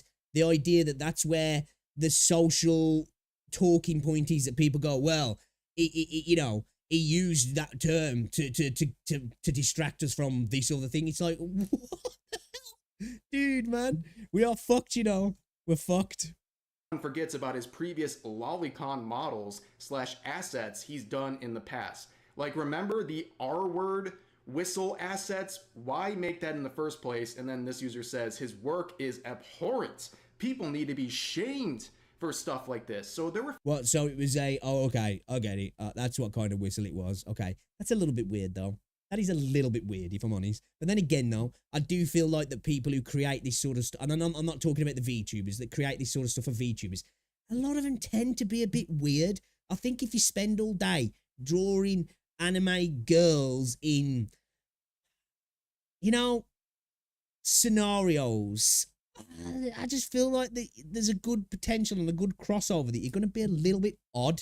Referring to an asset that Kevin made a few months ago, this sus buzzer asset. So what's this all about? Well, this came from the music video Lolly God Requiem by Shigure Ui, a very popular and well-liked VTuber. This video that the asset is inspired by has over 100...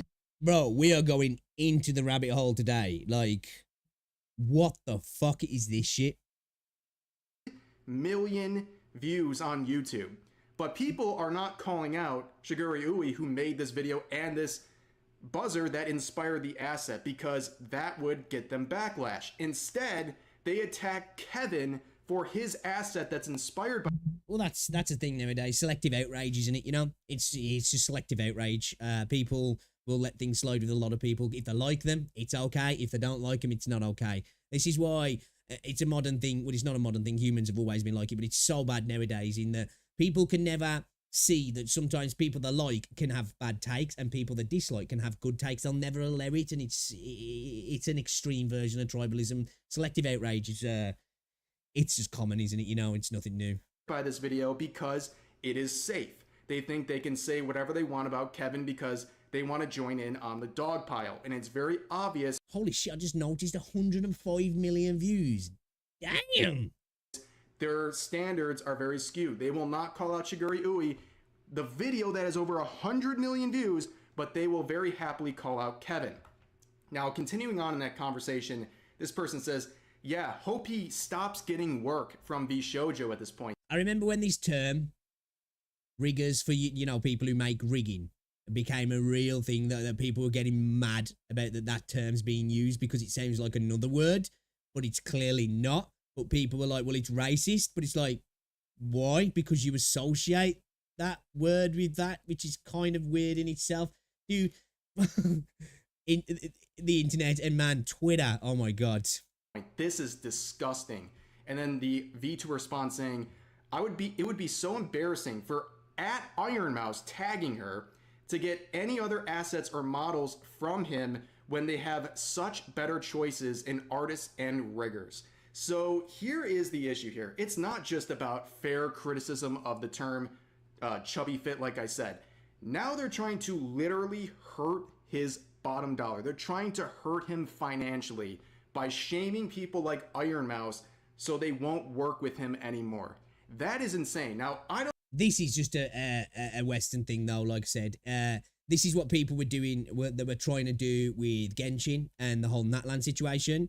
And it's just not going to work because they're a Chinese company. It works in the West because people know if they try and shout loud enough, Western companies and Western public figures will just fold, you know, faster than a cheap deck chair because they can't have the mob baying for the blood and they can't have that negative publicity, even if it's just not true or it's totally left field, totally like an extreme viewpoint. If enough people shout it over and over again, they'll just fold, won't they? But this is what I was saying, that when it came down to the whole situation with the Natlan drama situation with Genshin, that if you feel like that, you're better off just playing another game, because at the end of the day, the Chinese companies are going to look after the Chinese base, and the Chinese base are kind of how they are, and it's just not going to change. And I think hoping that maybe boycotting the game, the few thousand people that might, is going to change anything. It's just not. It's just not.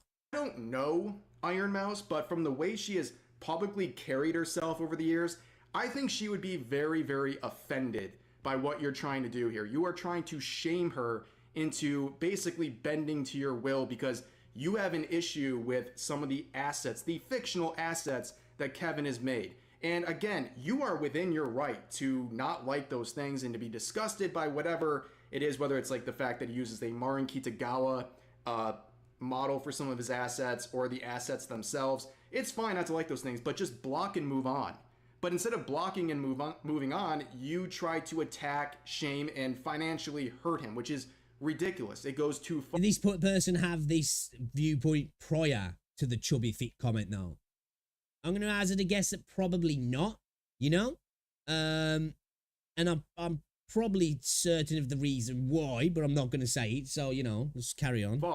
But this whole thing of blocking and moving on, even the people who are either being blocked by Kevin or blocking Kevin themselves are still adding to the dog pile. So this artist right here says, since this is trending, I guess I should share my experience. We were mutuals and he blocked me just for commenting on his post where it was revealed. Share my experience, as if they're sharing their experience about like a, you know, an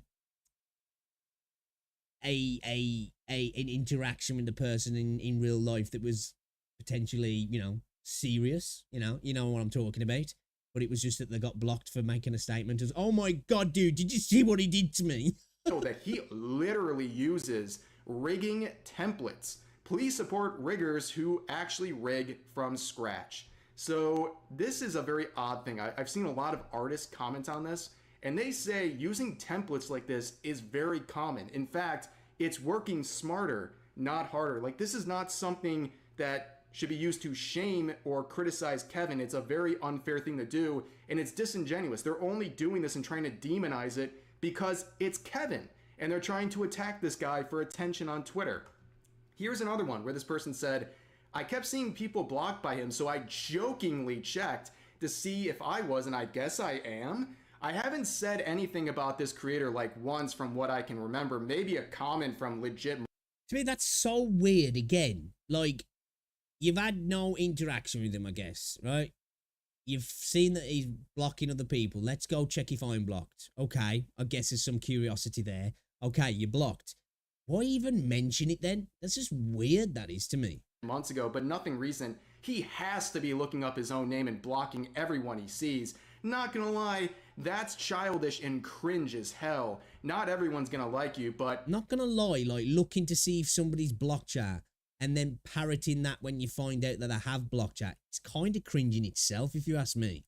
He's free. This whole situation is cringe, though, to be fair. Everybody involved in this is all cringe. I'm sorry, everybody, you know? To block whoever he wants. I'm not upset since I never followed him. I just find it funny. Yeah, he's free to block whoever he wants, and I'm not upset, but I'm going to make a whole paragraph in a tweet about him blocking me. So people have freedom of association. They can block whoever they want on social media. If they don't want to talk to you, they don't have to talk to you, or they don't want to engage with your content or have you engage with their content, they're free to block you. That is freedom of association. But it's very odd that you're saying it's childish and cringe to block you while making a whole post talking about it. That is childish and cringe. But people would in the comments say, Kevin is nice, so I don't know.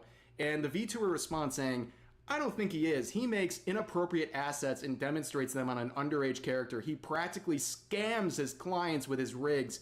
And I've seen him respond to criticism very negatively most of the time. So there's a lot to unpack in a very short statement. So number one, we know what the issue is, okay? It's not about any sort of criticism. It's about the fact that you don't like some of the fictional content he uses with his assets. And on top of that, you make a claim that he is scamming his...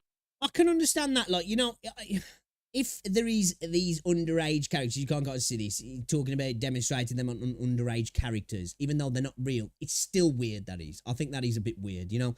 Like I said again, though, I think a lot of people who kind of circle around this sort of stuff anyway and create this sort of art, it's like a lot of the furry stuff gets really weird sometimes, you know? There's a reason why a lot of people have got, like, negative connotations of furries. I'm sure there's loads of chill furries out there, of course there is. But there's a lot of, like, weirdos who circle around the drain in these spaces. So, like, that is a bit weird, but, like, it's separate from the rest of this stuff, I guess. But at the same time, I think that's something to be more annoyed about than he... But nobody seemed to care that he did that before he called a character a chubby fit character. What the fuck? His clients Selective outrage again. That is very fair. And on top of that, you say he doesn't respond to criticism well. Well, you know what? If you were in his shoes, I think you wouldn't respond the best all the time too, because he has literally thousands of people trying to demonize and attack him for clout on Twitter. I doubt you would handle it very well too. But this user would respond saying, honestly, he's been nothing but nice, claiming he's a scammer. You have any evidence to back that up? Because I'd honestly like to see it. Where they write a whole bunch of word salad and at no point gives any evidence that he's a scammer. Many people have said things about his rigs. Look at any of his rigs and you will find clipping issues because he just uses a rig template for all the models he rigs. That's why they all look the same, rigged, and have clipping issues every so often. It's not just a thing I'm saying out of my ass, and genuinely don't get where people have said he's been nice every time he's in some controversy, such as the Chubby Mitsuri model or the whistle asset he made. He doesn't apologise, picks fights with people, and just blocks people for rightfully calling him out. But have your opinion. I'm allowed to have mine too based on what I've seen with my own eyes. That's fair. You know, you can have your own opinion. The whole idea that that's a controversy though, calling the model a chubby fit model is just wild to me. Basically. Well, it's not. I've been around the internet long enough now that, like I say, and Twitter's just full of fucking idiots and crazy people who don't talk enough to other human beings. But it's still kind of crazy. They have a hunch that he is because they don't like him. Moving on, another person would try this tactic, saying since he's finally catching heat, I'll just drop this here. And it's the fact that Kevin is following this End Wokeness account. So, you know, some of these anti-woke groups and stuff, some of them are really cringe, but sometimes they post stuff that's funny. A lot of the time they post like troll content, you know. This idea that like, oh, because he's following that, oh, somehow, oh, you know, oh, we got him. So they're literally follow policing him now. That's how low it is. Like, that is the lamest thing I've ever seen. A follow doesn't equal an endorsement, by the way, and it's a very, very cringe thing to do. Right? I bet there's lots of people who follow political people online who totally the antithesis of their viewpoints, but they follow him to see what's coming out of their mouth, I guess, and sometimes they want to be able to reply to stuff or talk about stuff or see what's going on. But even if he is like, Christ, man. Like, follow policing, that's super lame, and it's a very weird standard. It's basically saying like you vouch for everything that account says if you follow for them. It's a really weird standard to work with. But on top of that, we would see some people respond, and I think an actually productive way.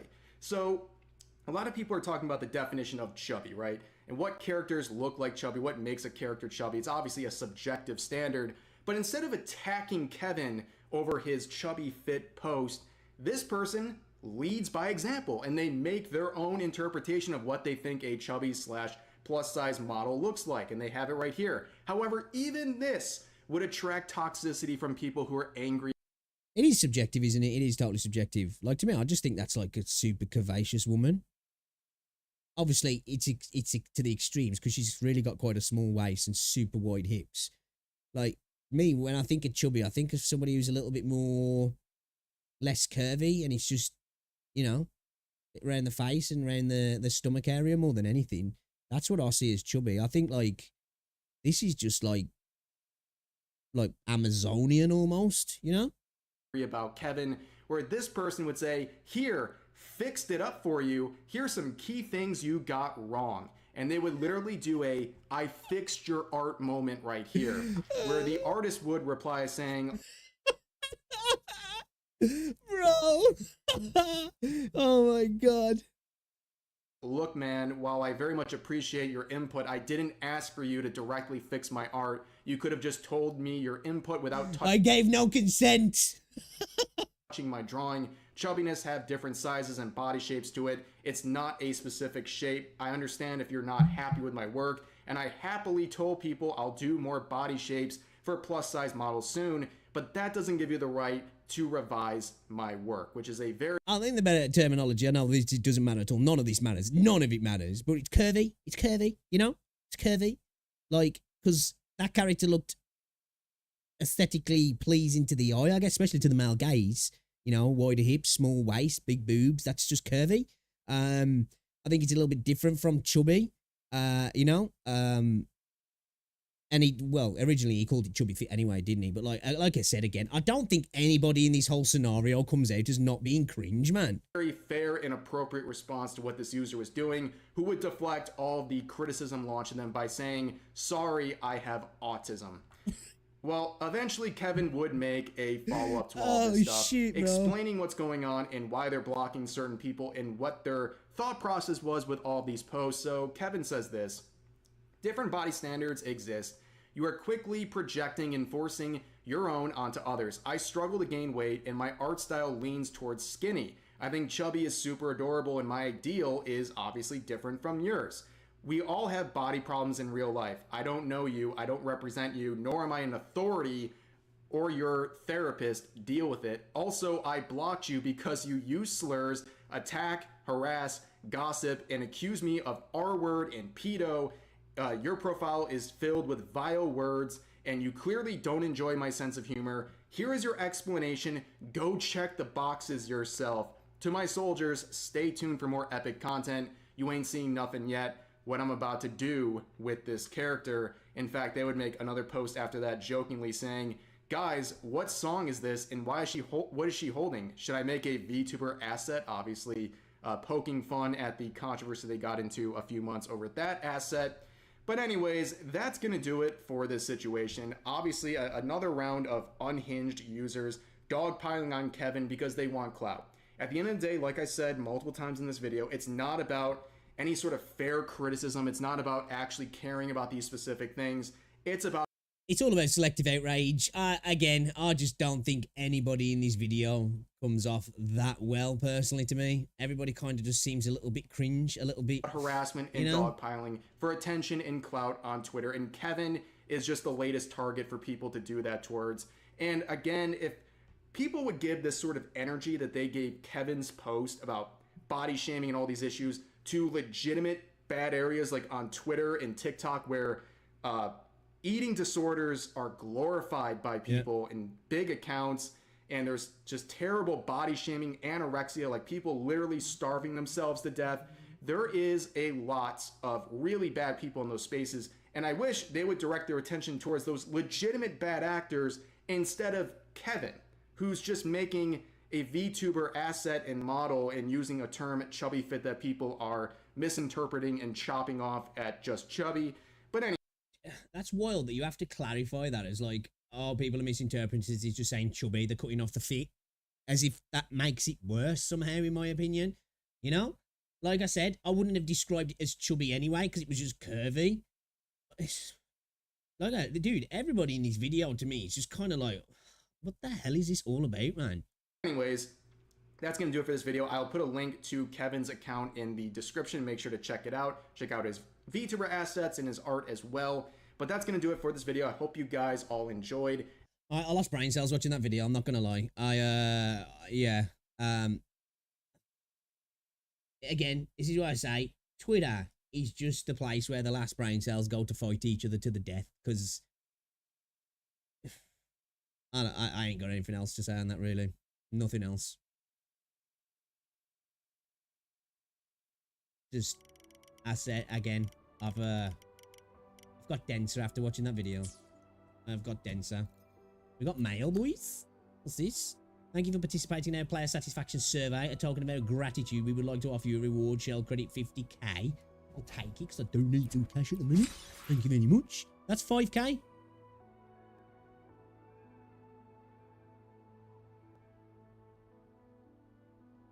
Hold up. As a reward, shell credit times 50,000, morphable echo times 2. Please remember to claim it in your mailbox promptly. What? Oh, have I got to... I thought I filled this out.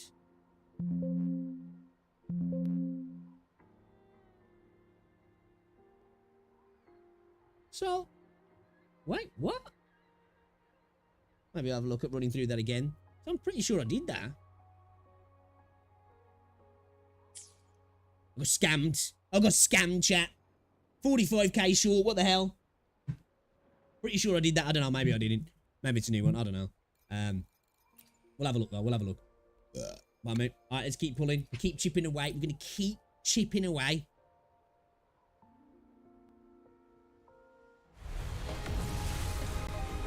Oh, I thought it was going gold for a split second then, boys and girls. I thought it was coming home. I thought it was coming home.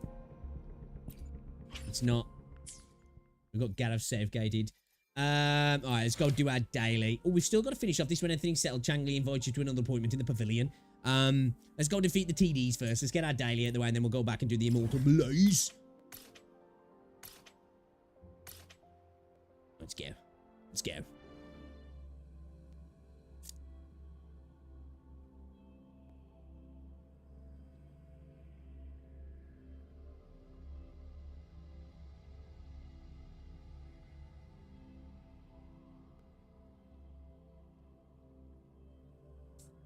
Ooh.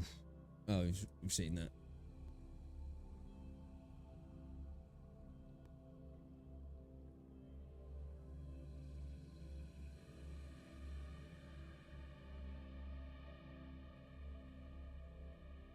Two seconds, chat. Give me a moment. Give me a moment.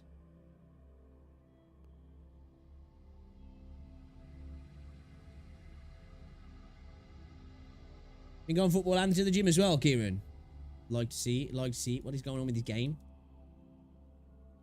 Dude, what the fuck is up with the game at the minute? Yeah, I had a good session at the gym again today. Bit of shoulders today, a bit of shoulders and arms. I've got to get back on doing my cardio though. I was doing like shit, man. I was doing like nearly a 5k nearly every day. Some days doing more than a 5k. Oh my god, bro. Does anybody else have this when the game first starts up? I'm running on a 13900k and a 4090 as well. For like about 20-30 seconds. Game's just like, nah, mate. Not having it. Not gonna work. It's gonna lag like crazy.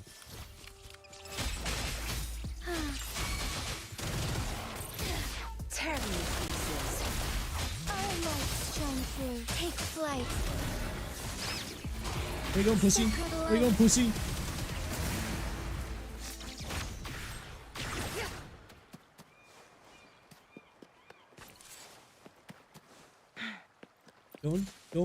Done.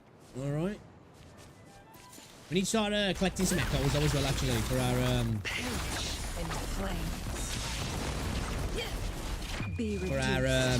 podcast. We need to do another 15. Tear them to pieces.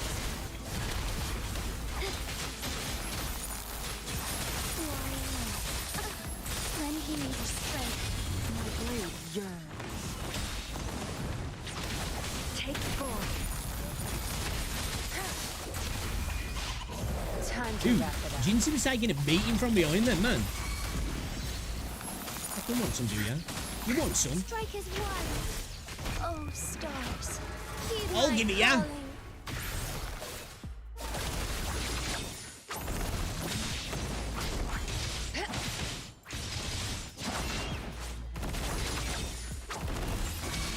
Tear them to pieces. Why you bully me? Onwards. Let's do the drop. Let's go.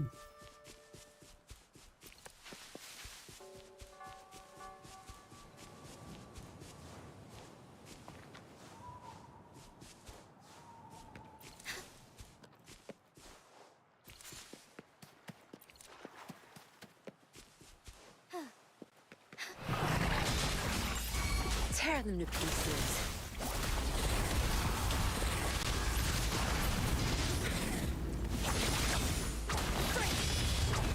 Beckon the divine flame. Dude, I really like her old animation, man. It's pretty dope.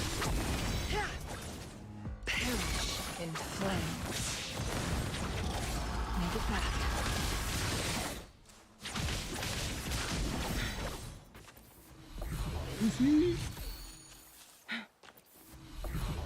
Make it fast.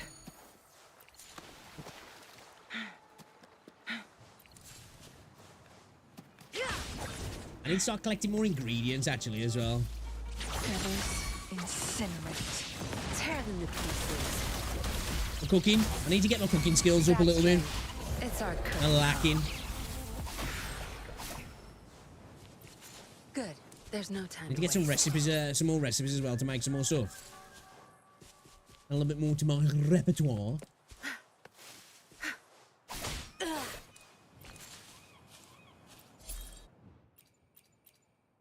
Lovely. Lovely. How many was it actually? Let me, where are we? Look at my podcast a second.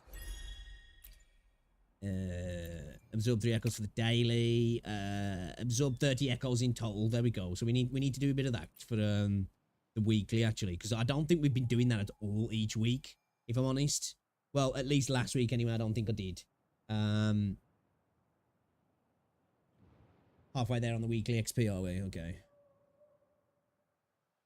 Which we're about off. Well, not halfway through the till Monday, but you know, halfway through the kind of the week, aren't we? It's Wednesday. We need to do our. Oh yeah, let's go do this actually. Let's go do this. Let's go just do the finale. Let's get it done. Let's get it done. Give me freebies.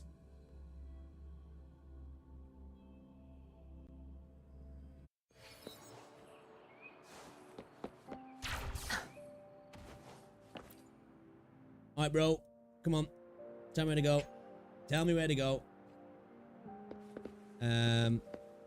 Pick up the customer. Let's go. Not too far away, are they? We Ubering now, are we? Good.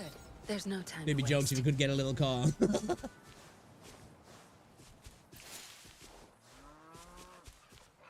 Sure to give me a 5-star, man.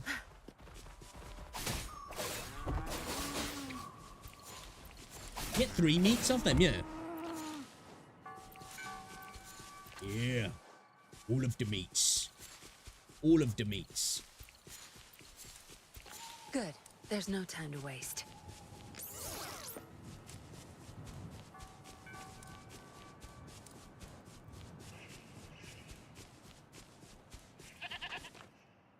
The exiles?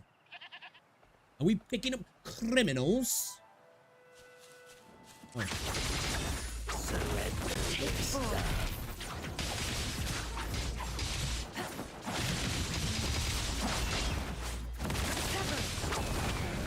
Beckon the divine flame. Dude, she's just so hot, isn't she?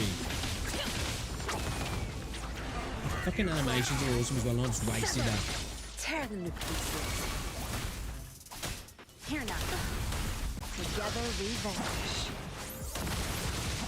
Take 4. Got my mojo, bro. Ruined my animation. Sorry, I came late. I never do that. Rosie hates me for it.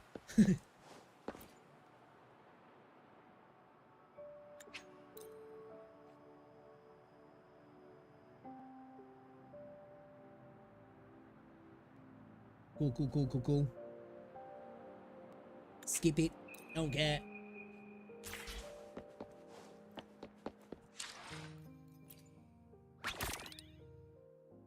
Wait. Are we... Huh? Are we all done then? Claimed all of them? Nothing else for me to get?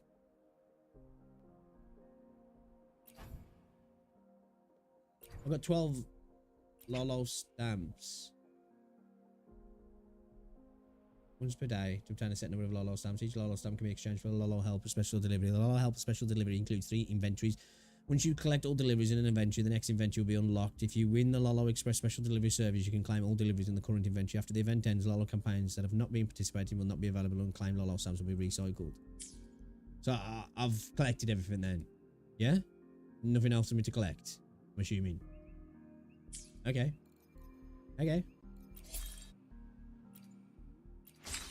Where do you want me to go back there then?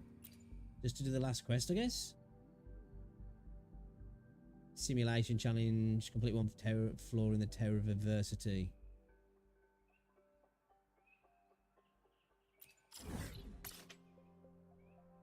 Let's go cook.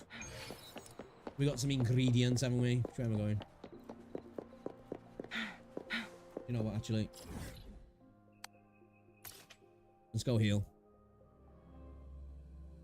Let's get healed up. Yeah, but man, that whole fucking VTuber thing, that was just cringy, that was. It's like... I don't know why I watched that video. I got denser from watching it. I really did. That's Twitter for you. You know, you go on Twitter, don't you? And you just like, you feel dirty. You're like, dude, I feel like I need to go for a shower, you know? I need to go wash off the slime, you know? What's his proficiency plus 10%?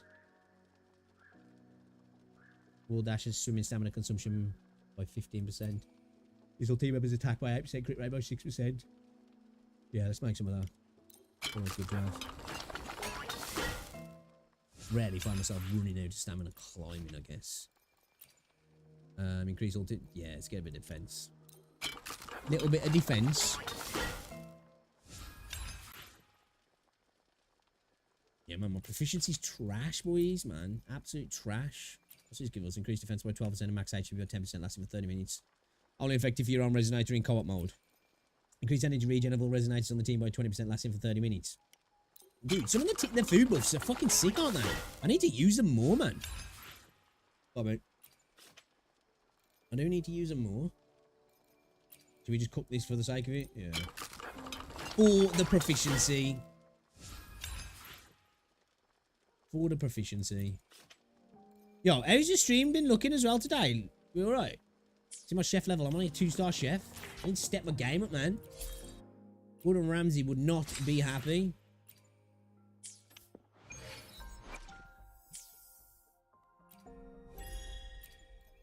Okay.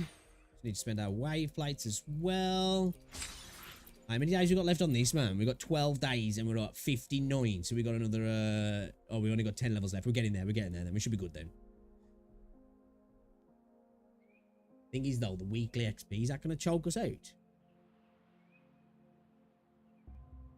How many? So it's 1,000. So we can get another 5 levels. So we can get to 64. Yeah, we're fine. We'll be fine. Or will we? Yeah, we need to make sure we crack on next week though, because this is going to take us up to what?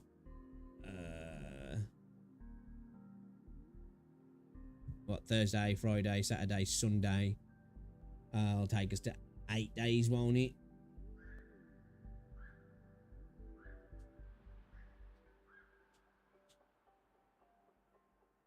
Okay, yeah, we'll be good. We just need to make sure we're on getting through our stuff next week then. Otherwise, we're cutting it a bit short. We're cutting it a bit short. Right, let's go spend our wave plates then, I guess. What should we spend them on? I don't know if to spend them on tacit fields. What do I need? What do I need? No, I want to build Verena a bit more, but I'm at that point where I need... Actually, I can do these, can't I? I can do this at least, anyway. I'm going to need weeklies now. And we're going to have to wait for the reset, aren't we? So...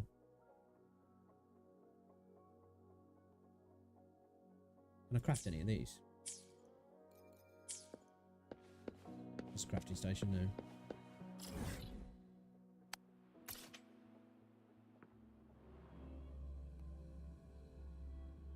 How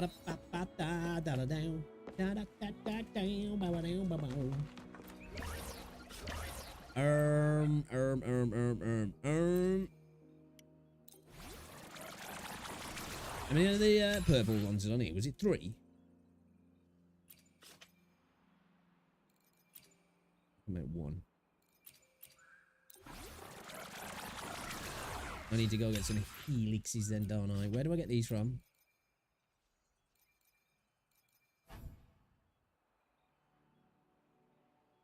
Let's go do the forgery challenge then, I guess. Let's do this then. And then I'm thinking, I don't know. I kind of want to, I really need to level up by G, really, to have that second healer for the time being. But I do want to level up Encore, and I do want to level up Danjin as well. And I also really could do with leveling up a ranged character. I don't actually have any ranged characters leveled up at the moment. Like, I got sheared to, like, I don't know what level I got it to, but, you know, I need just to make the Juhei boss less annoying, because I feel like a ranged character will help a little bit, won't he? Because I fucking hate that fight. Hate it. I'm going to need to farm it a little bit in a minute for Jinsu. And Changli as well, don't you? So yeah. So it's gonna be a.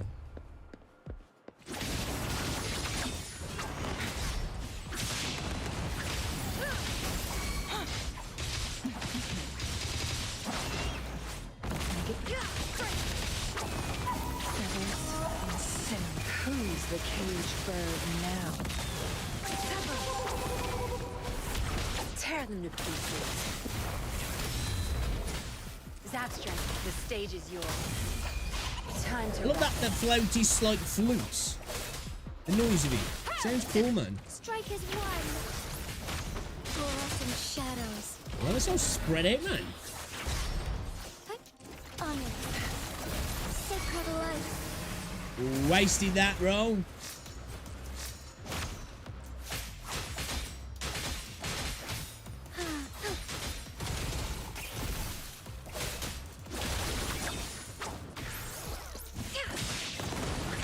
I love the sound of a. It just sounds so good. The sound of her attack, like explosive punch noise, man. It sounds so freaking good. So good. Probably gonna need to run it again, yeah. Probably gonna need to run it again.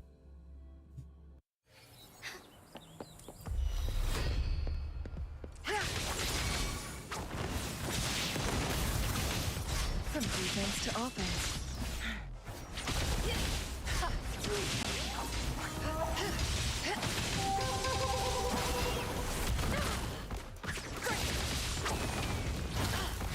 Who's the caged bird now? Together we fight! Fast in starlight. Take flight. So Evil cool. be cleansed. Thunder guide us. Tear them to pieces. Watch and learn.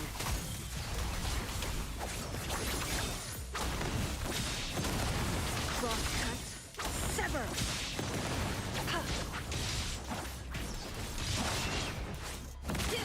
Clear as the blaze. Together we vanish. Sever. Tear them to pieces.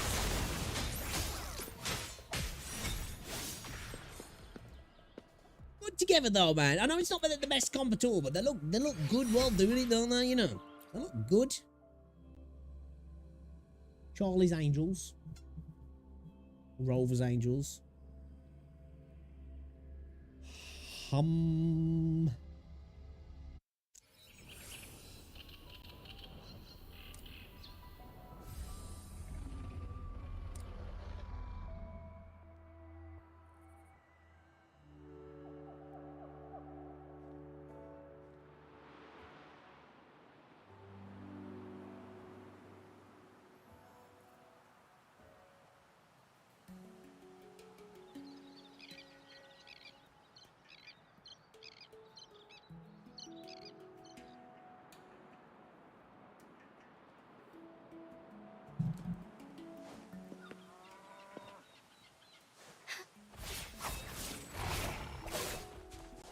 Back.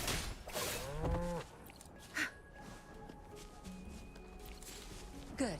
There's no time to waste. Well, I need to synthesize. I probably will, won't I? Very sure. Nah, we'll get away with it. Lavally, jabbly, jabbly, jabbly. Oh yeah, we need weeklies now, don't we? We need weeklies now, so we can't do any more. Yo, Neo, what's going on, dude? I'm fuming, pissed off right now. Why, what happened? Did the Lolo campaign and there's literally nowhere to redeem the... Right, dude, I've got 14 as well. I don't know what the fuck the deal is with that. Does that get recycled into what, though? Give me some Echo XP materials.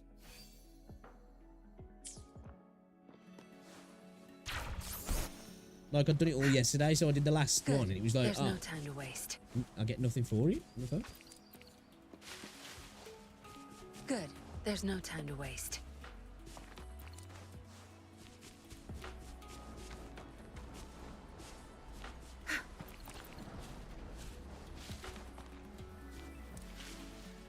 Yeah, same, man. I've claimed all.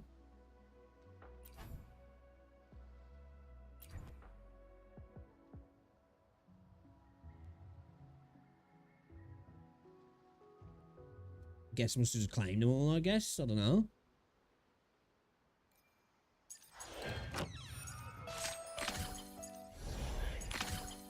I've got less left to do on here as well. After the snow. Oh, I still need to do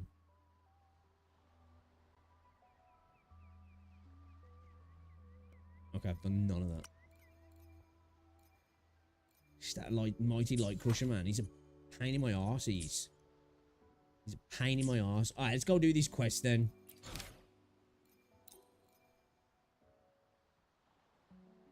Wait, what? I think settled. Changli invites you to another appointment in the pavilion.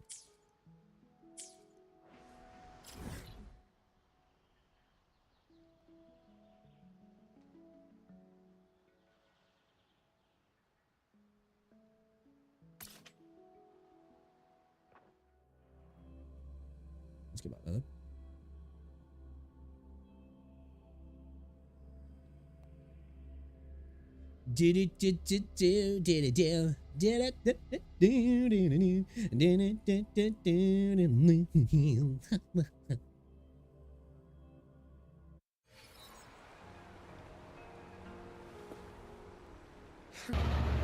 You done staring? So whether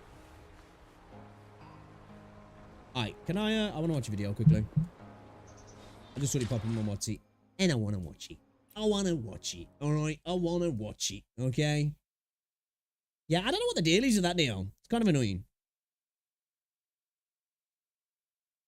It says I'll get recycled, yeah, so I don't know, it might turn into some mats. It's weird how something this small can make me want to kick a puppy. I might have a video going up that might trigger you even more, man.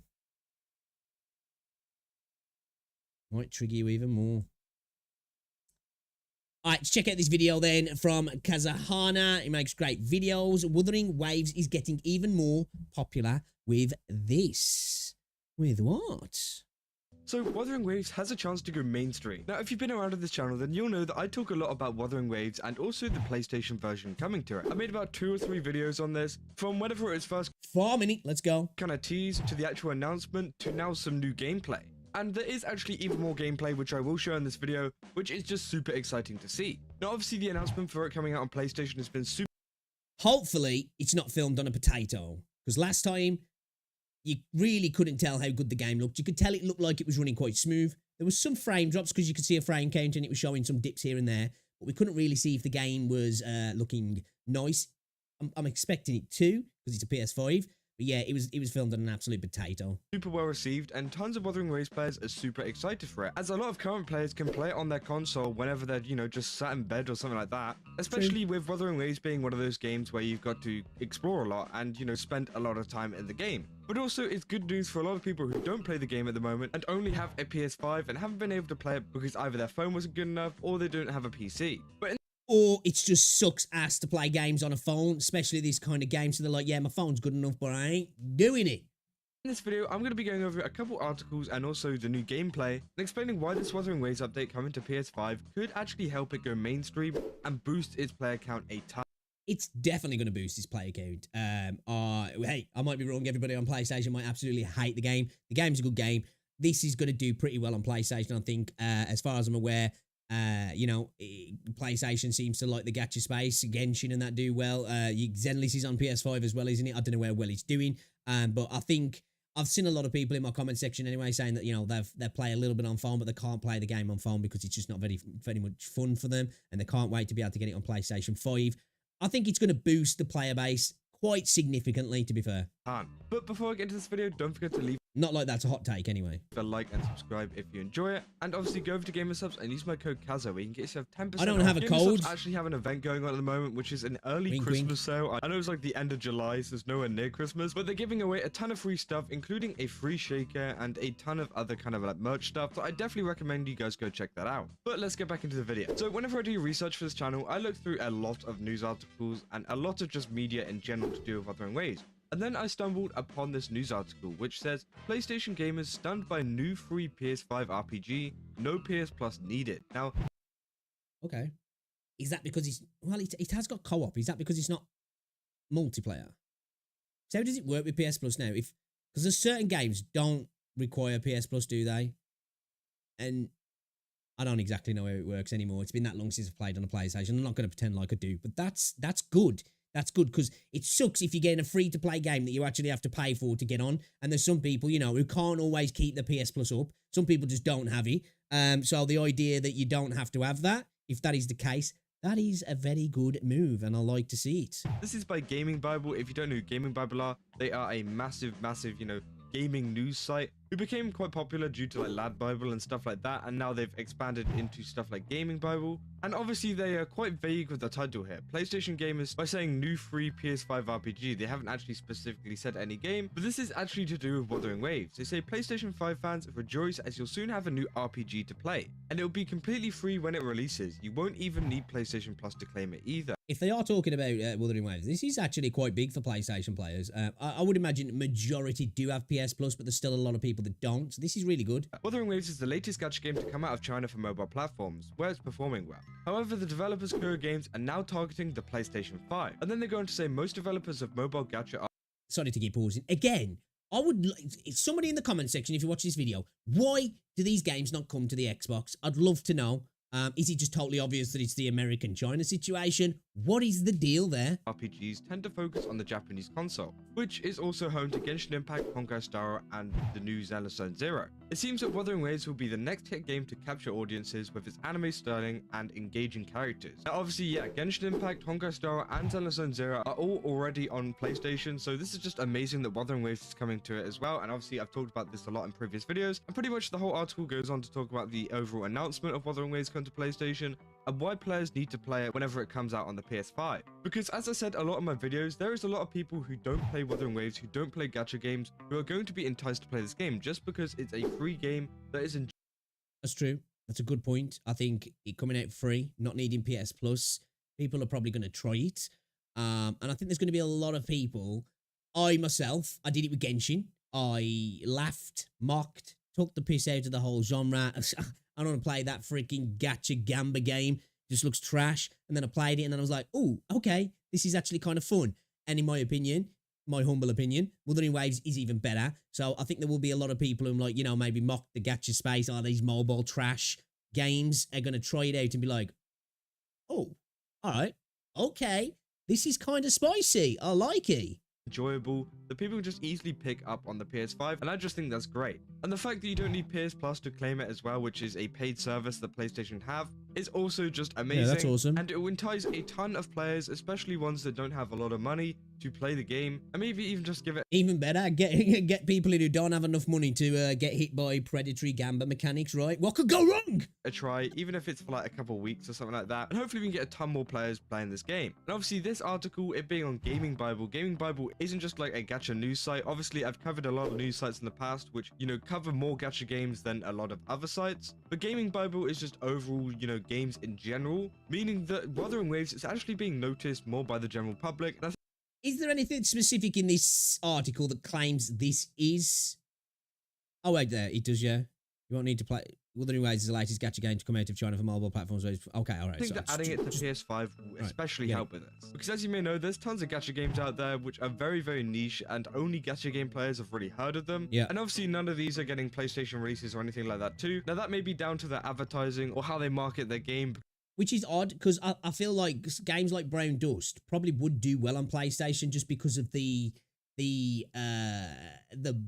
history of JRPGs on PlayStation. I just feel like that. I feel like that's a good fit. I do. Because obviously some games are marketed more at gacha gamers anyways because they think that they would enjoy it more. But yeah, gacha games aren't really that big of a thing worldwide. It's more of a thing in Asia, and obviously there is a community of us who play gacha games as well. But obviously there are a few anomalies like Genshin Impact, Honkai Star, and Zenless Zero which have actually made it into the mainstream. This has mostly helped with their advertising and marketing over in the West.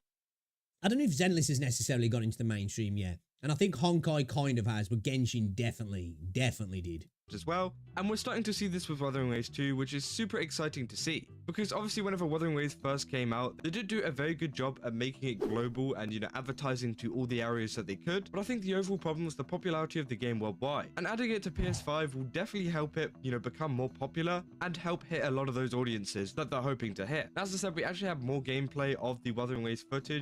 I do think a round of advertising in the West wouldn't do them any harm, just to get out there to the normies, because obviously us on the internet, you know, of course, but you know, people who don't necessarily jump on YouTube to get gaming information or spend time looking around the internet to get their gaming info. I think it could do well, you know, get some billboards up in the West, maybe I don't know, maybe even some TV slots if they can afford to do it, which I'm sure they can. I think that will potentially do them well, but I do understand it's a new world now. You don't necessarily need that to get the ROI, the best ROI. Just get it out to content creators and they'll do the work for you. But you know, Genshin do it, and I think Wuthering Waves do it as well out in the East. It's a surprise that they don't actually do that out in the West a little bit more. We can see this here. This is much better quality than the last footage we looked at. The other one was recorded on some like potato like phone. Right. I'm just trying to get a look at the FPS here. I wish I could see a little bit bigger of a... something like that. But as you can see, the game looks very, very smooth. And I think this will definitely entice a lot of players too. Because obviously lots of people won't be super interested in the fact that it's a gacha game or that it's some kind of like anime style game. They might just be interested in the overall graphics and stuff because they do look amazing for a... I think the best bet as well, especially with games like Wuthering, I know they are a gacha game, but if they really advertise themselves as a JRPG, an open world action JRPG, they will definitely get some people interested who might not even be into anime, so to speak. I know there's a lot of crossover, but you know, there's a lot of people in the West who absolutely, especially normies as well, who are, you know, dads now who remember the old days of playing JRPGs on the PlayStation 1, who might be enticed to check this out. And I suppose they're more likely to be potential whales as well because they don't have the time and they're going to be like, sweet, man, I got a little bit of disposable income. The baby's in bed. Let's buy some waifus, man. Free game. I think that's just insane. And I hope that, you know, a lot of people do see this game, see the graphics that it can offer and actually pick it up because obviously more players playing it on PlayStation equals more revenue, which means, you know, we're going to be getting a better experience. Obviously, current games have proven that time and time again that they can spend their money wisely and make a game good, especially with Chang-Li recently. Her abilities look super nice and I think they've put a lot of effort into designing it compared to a lot of the gacha games out at the moment, which you know, don't really do it as much, especially the Hoya ones. Although recently there was some Honkai Star Rail news which did look really, really nice with all of the new character animations which were technically leaks. Obviously I won't show that here, but again, they're looking really cool. And I think that if Wuthering Waves wants to succeed and keep up with these gacha games, then releasing it on PS5 is such a good move. And I hope that they release it to other consoles soon. I was going to say, I think they'd be better because I don't think, am I wrong? Is Genshin not on Xbox? Like, because I keep seeing that, like, you know, Xbox just keeps getting missed with this shit.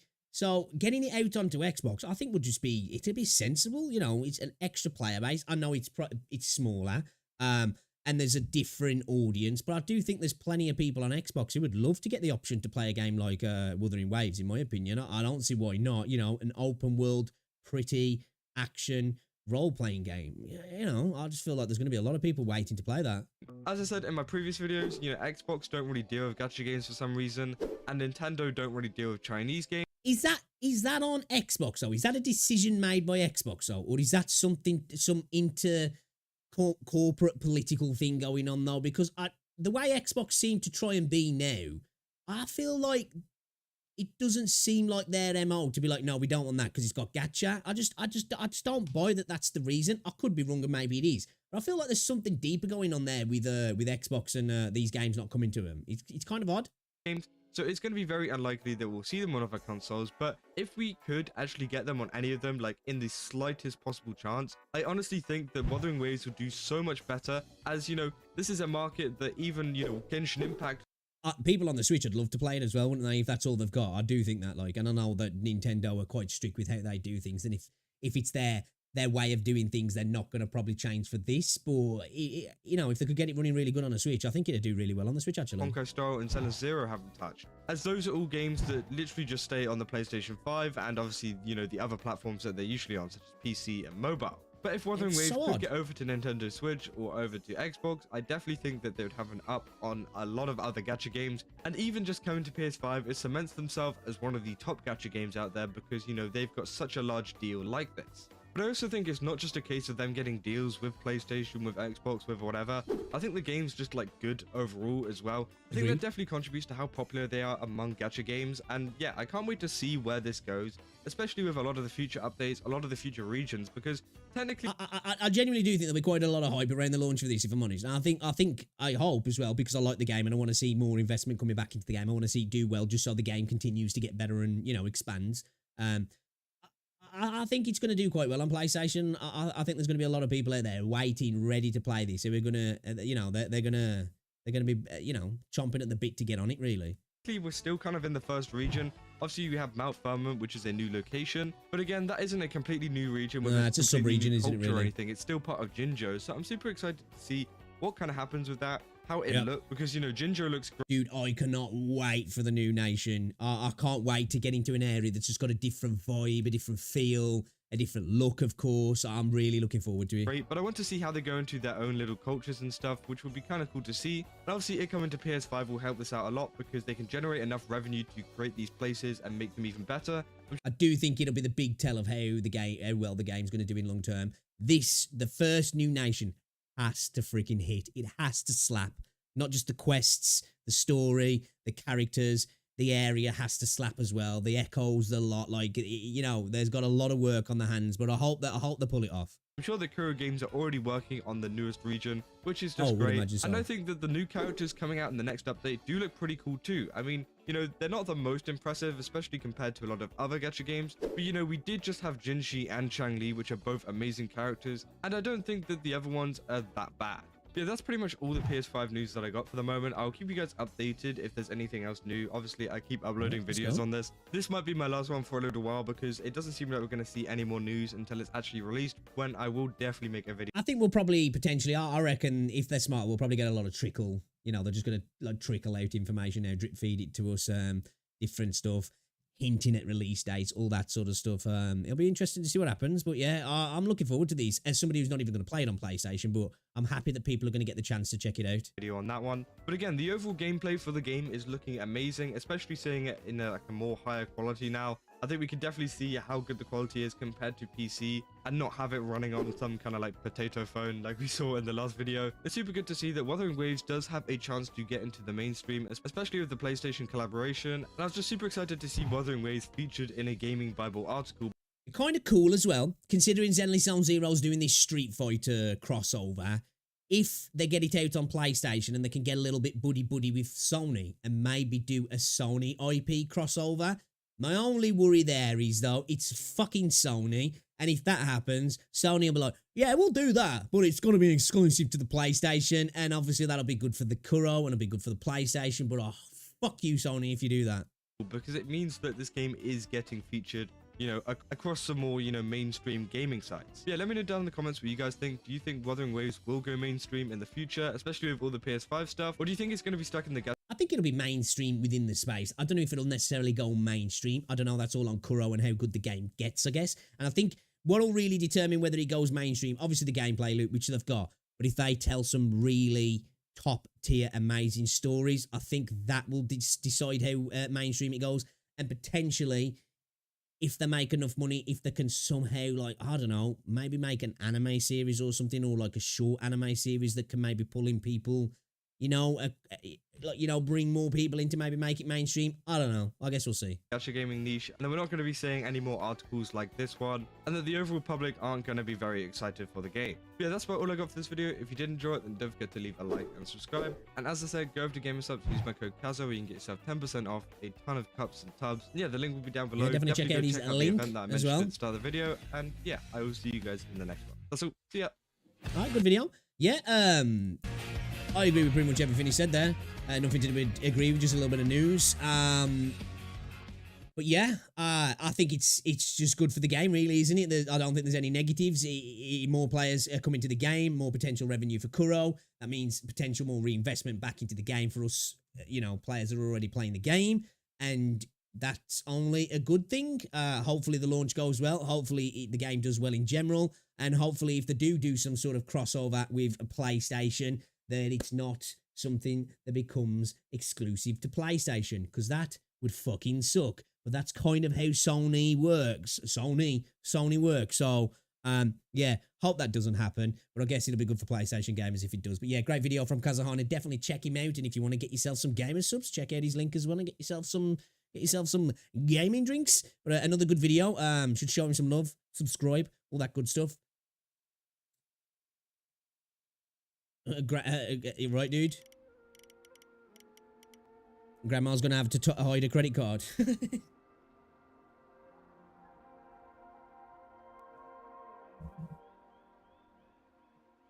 Turn my AC off as well. I'm getting warm. It's a good job that video ended. God damn. God damn. Alright, let's get this quest on then. Rest for a while, 2 days. I would just need to pass the time, do I?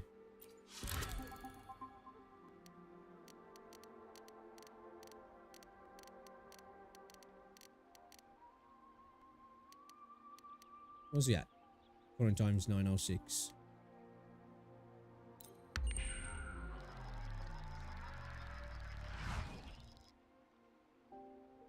Confirm. Oh, I've gone 4 days.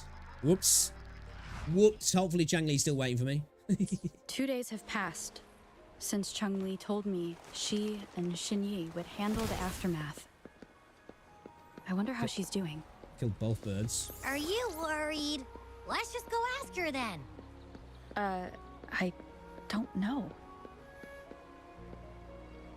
Robert can be cute though, man. She can be really cute. Dude, did you see I did a tempo and a few singles, ended up getting Encore, Alto and Danjin. Hey, let's go. Good team there, that is. Good set of players. Or resonators, should I say. Love Danjin. Such a glass cannon. One of the best 4-star DP, if not the best 4-star DPS in the game.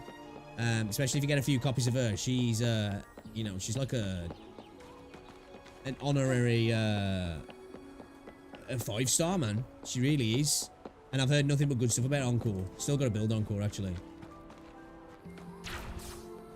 Really, bro? You do me like that?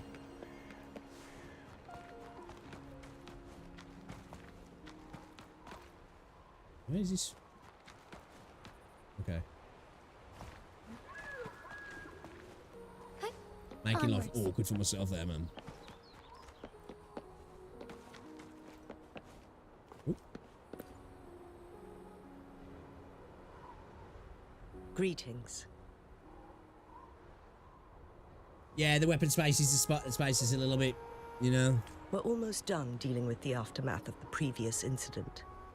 We're currently questioning the remaining Fraxidus members we caught at Mount Firmament. They wanted to get their hands on the temporal program from the legend of the Wei Qi game, with the intention of unleashing chaos in Mount Firmament once again. But thanks to you and Changlee, their plans were foiled.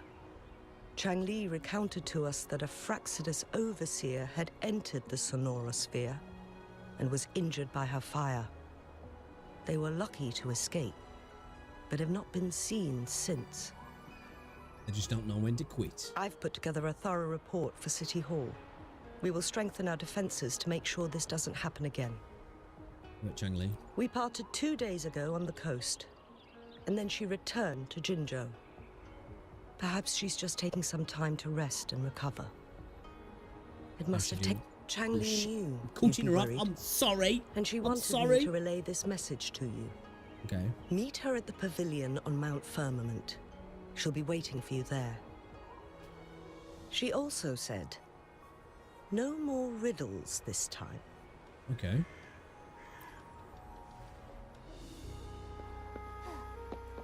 The whole truth and nothing but the truth.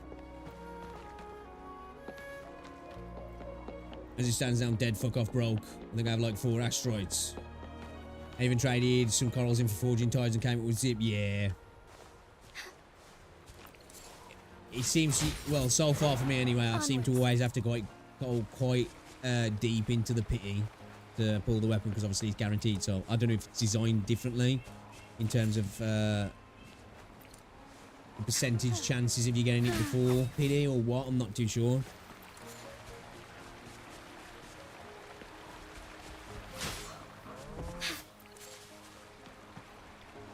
But yeah, I've had to pretty much go like hard pity every time.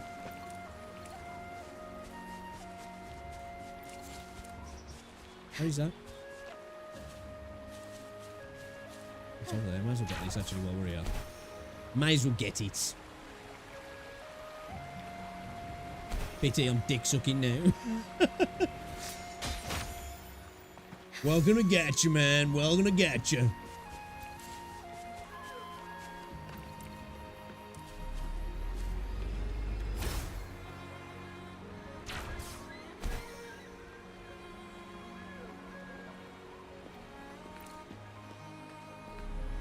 I'm sure when this area, sorry, they said crane feathers, even though they're not cranes.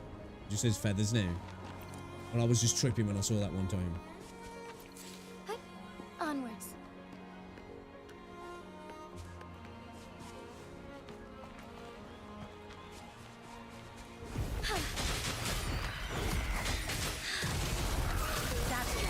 Zap string. It's our curtain call. Together we vanish.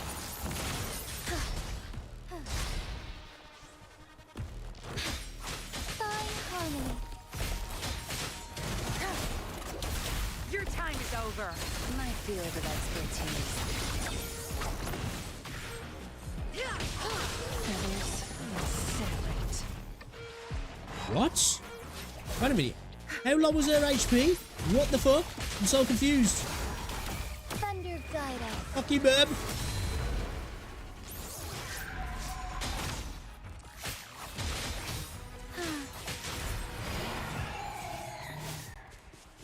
What in the world? What in The lines tarnations? between Joe are What the filled with fuck? riches. I'm gonna go quickly heal. Not having it. The disrespect, bro. The disrespect to my lady. Onwards. To my lady.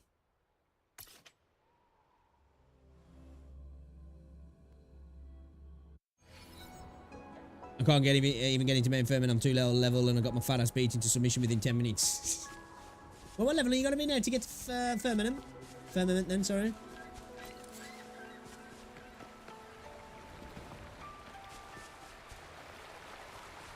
Bummer. Onwards.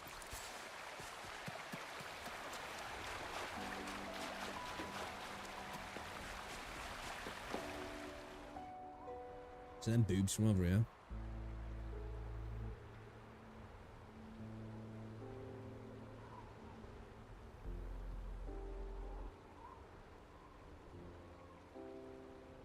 How are you feeling, Rover? Well rested, I hope. More concerned about you. Aw, can't you see I'm perfectly fine, sitting right in front of you? Still a little worried. Don't worry, Rover. We're only having a casual conversation today. Nothing She's gonna say taxing. casual sex, and I was gonna be like, Besides, "Oh, let's you go." only agreed to join me here for more questions, right? Makuma. That's not my only reason. Oh, is that so? I'm curious then. Sure, ask away. I'm happy to answer them to the best of my ability. About the game record and the secret of immortality. It all started a century ago, when my mentor, Master Xuanmiao, had a brief encounter with a certain peculiar visitor. That was me, yeah. During a TD outbreak, my master was rescued by that individual. She exuded a unique energy and was always elusive. My master dug through ancient texts Where am I? and unearthed her presence in long-forgotten history. A watcher or where it was. After searching for several years, he finally met that person on Mount Firmament again. They played a game of Weiqi together, and that was how the legendary game record came into being. At first, I thought my master meant the game record held actual information about the time crisis, but that was just a clue. The real key was finding you, the person behind it all. And lastly, the secret of immortality. It's most likely just the woodcutter's own spin I'd eat on the shit for a tale. sweaty sock. Sure, What did he say? ask away. I'm happy to answer them to the best of my ability. About the Sonorosphere. My master and the mysterious visitor had set a trap with the Sonorosphere, using the WuWa game as a guise. They hid it with the Court of Savante's Chronos orders, and it would only activate once the time flow on Mount Firmament was restored to its normal state. Despite the Sentinel and Mount Firmament being saved, the Fraxidus would not go down without a fight. They were convinced that the temporal mandate was hidden within the game of WuWa, but little did they know, they had already fallen into a trap. Pure coincidence or the calculated workings of the Fraxidus, the explorer stumbled upon the WuWa board, setting off its defense mechanisms. Oh. The Sentinel was already damaged when it arrived here. My master had foreseen the disasters that would befall Mount Firmament, so he created this mechanism as a precautionary measure. The Sonorosphere would devour all who attempted to enter, unless they knew the solution to that puzzle. The solution, you mean burning down everything? Burning down everything. Precisely. The only way to escape was by burning the Sonorosphere without hurting anyone inside. It required masterful control of Forte. Thinking back, it was probably his ultimate test for me. Also thwarted the Fraxidus' plans. That was his first goal with this Sonorosphere. There's the second one. Before leaving, Master entrusted me with a mission to find that individual, the one who played WuWa with him, the one who left behind that game record. After my master's passing, she would be the only one who could control the Sonorosphere. By now, you should know who she is. Is it me? Yes. I don't even remember that Sonorosphere. I see that's what you seem to know a lot about me. That's why you needed me as your wayfinder.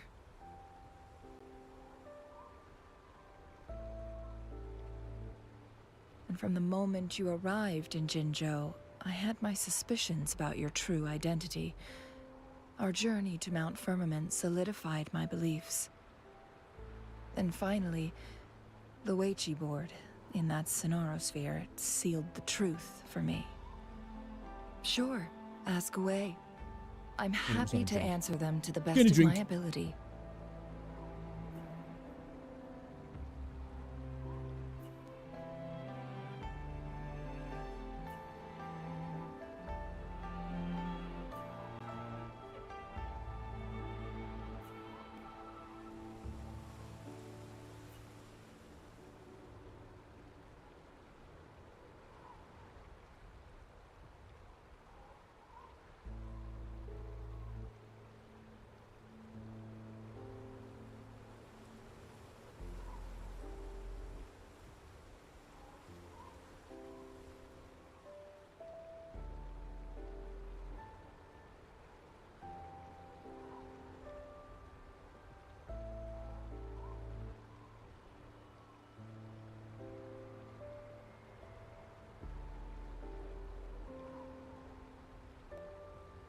Yeah, she's good in Havoc, isn't she? Indeed. Those memories, they were all real.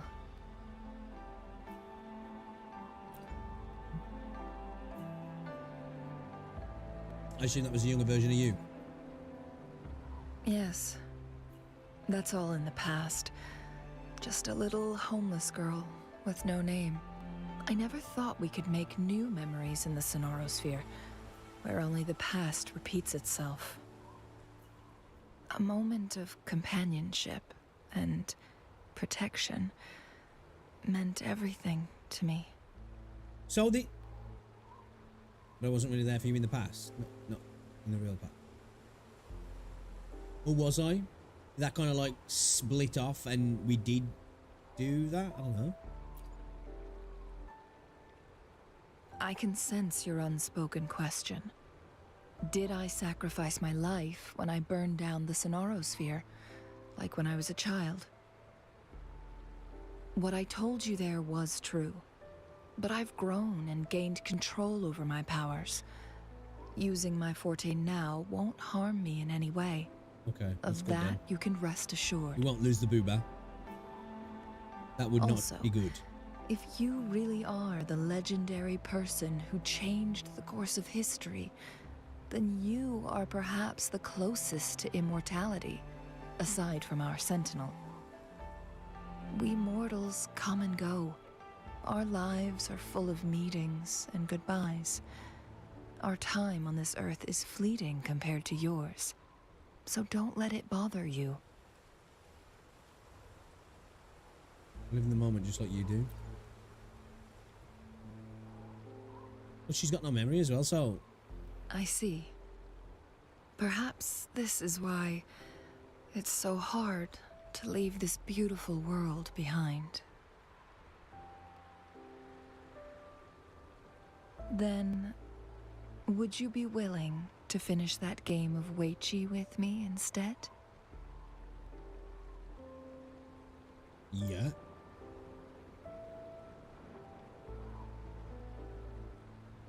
You'll get her eventually. Especially if you start pulling on the standard banner as well.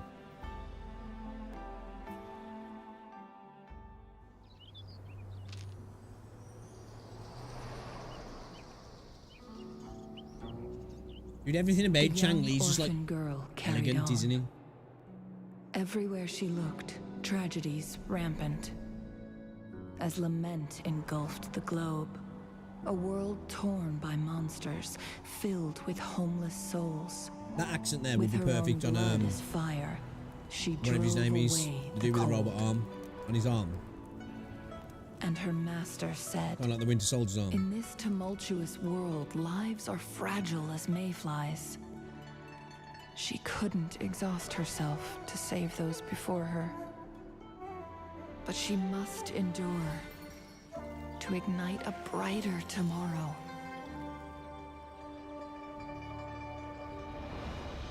She wielded her wits to evade harm, treading on knives with care. Alone, yet maturing through stumbles. Later on, she became someone else's teacher. She taught the future leader this: to guide conscience and secure prosperity for the people, to continue lost teachings of past sages and establish peace for all. I will be the torchbearer, for one person can't rid the world of chaos alone. One day, a future of prosperity and lasting peace will arrive.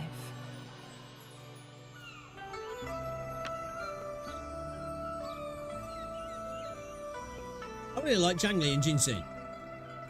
I think they're a good duo. I really like them.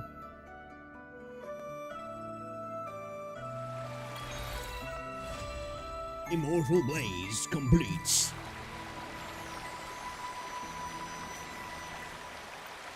Good music as well.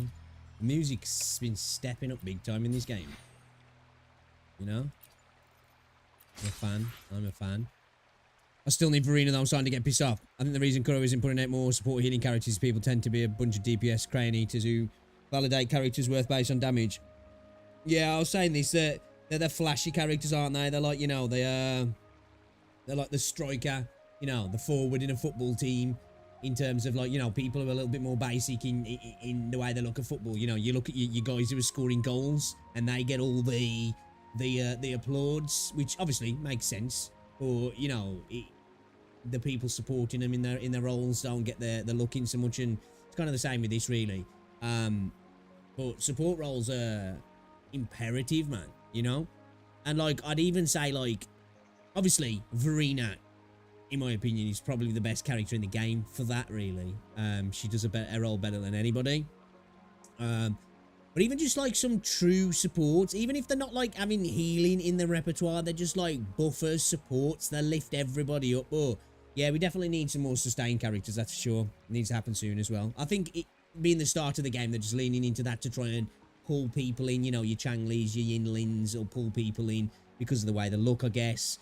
And then, like, you know, characters like Jinse are just like super powerful, so there's that as well. I think Yinlin's been a great addition though, because she is truly a sub DPS support character, and she plays that role sick. Her off-field damage is great. Where Changli is just another DPS, really. She's not a sub DPS, she's a DPS.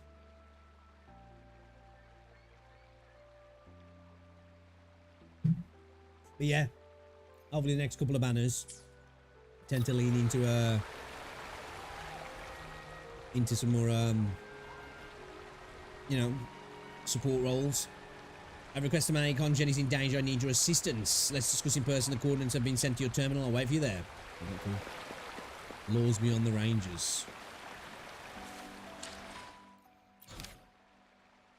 Too many serious events happening in Hongzhen. GU presumes there are ulterior motives behind them.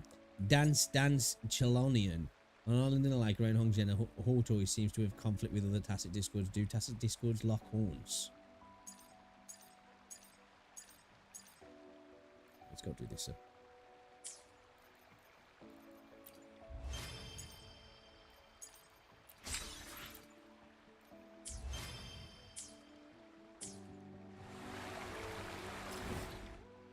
Back into town, yeah.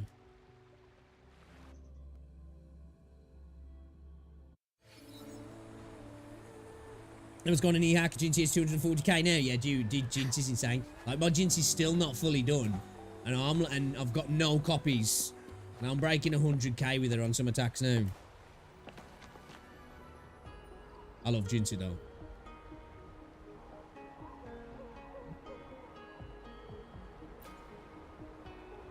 Oh, thank you, man. Appreciate you. Welcome to the stream as well. There's still okay. Stop going too quick for me. The Sentinel's barrier is gone and Mount Firmament can be seen once more. Now Hongzhen and other parts of Huanglong are reconnected. At such a pivotal moment, it is even more essential to document our recent events in detail for future generations. To that end, the Magistrate and I have gathered a team of scholars from Jinzhou to revisit Hongzhen Chronicle. That sounds good. Okay. Scholar name, yeah, alright. Let's just skip through this.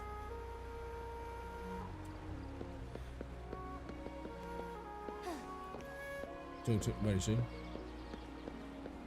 Oh yeah. Onwards.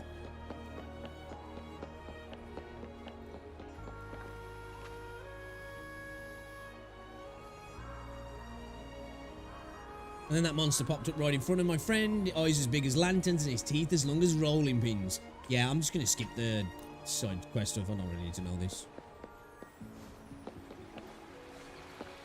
Inquiries about the experience of the herb collector. Right, let's go. Onwards.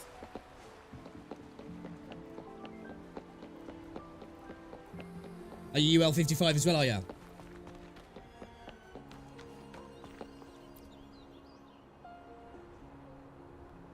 Hello, excuse me. Yes, you are. We're here for your story. Story, it's not a story, it's really happened to me. I was almost killed on that mountain. Just the thought of it sends shivers down my spine, like it's still lurking out there watching. Look behind me, you don't see anything, do you? No? That's a relief. With so many people in Hongzhen, I bet that ring wouldn't dare show its face. I bet that thing wouldn't dare show its face. But that place, I wouldn't set foot there again. What do you mean by that place? Where is it? Curiosity killed the cat, they say. Getting mixed up with that monster will only spell disaster. I must have lost my mind insisting on checking it out. We're gathering tales for the Hongzhen Chronicle. Gathering tales, I've heard those pages are filled with countless regional folk tales, so it's only natural you'd want to add this.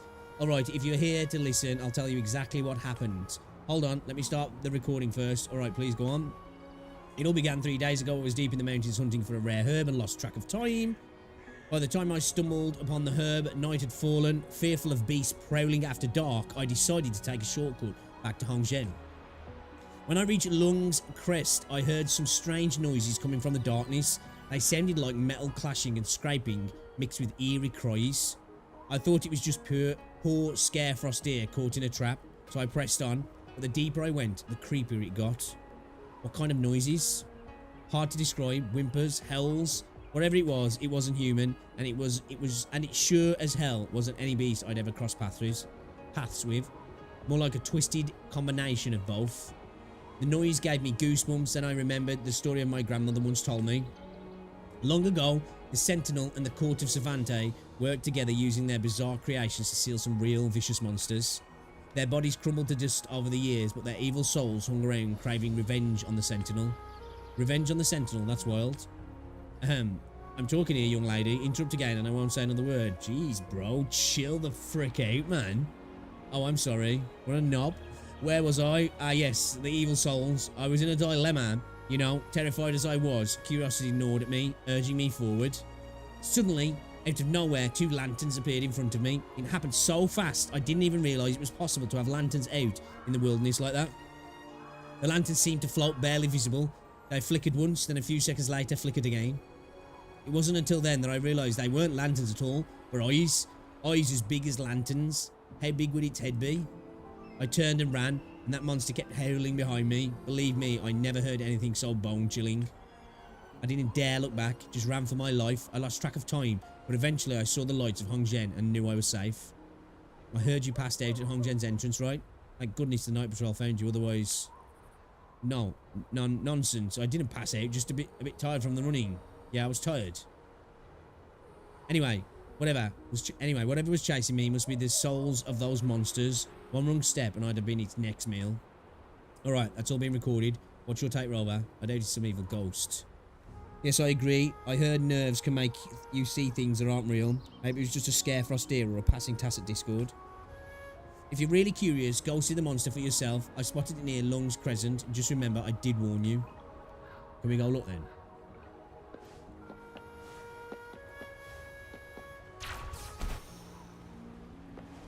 I love the design of Hong Zhen as well.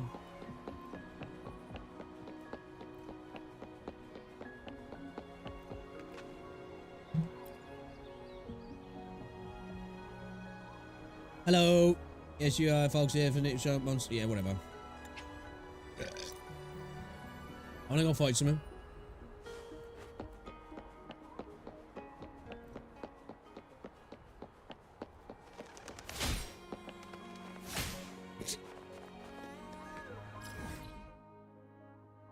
I still haven't got that yet. I need to get that resonance beacon. Slacking, boys? We're slacking? Hold up a second, I just need to ask Rosie what time she finishes work today. She wants me to pick her up at 1:30 or what?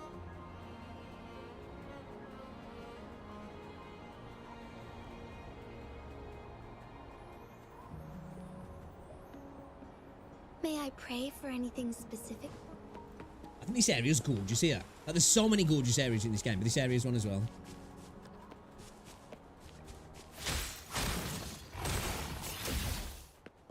This game has so many stunning areas, though. It is a stunning game, actually, though. It is a stunning game. Oh, it's actually on the crescent in school.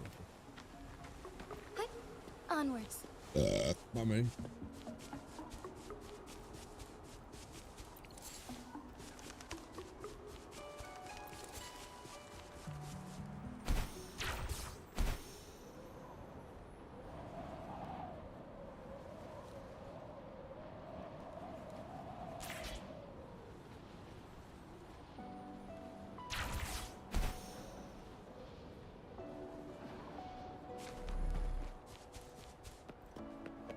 Is it below?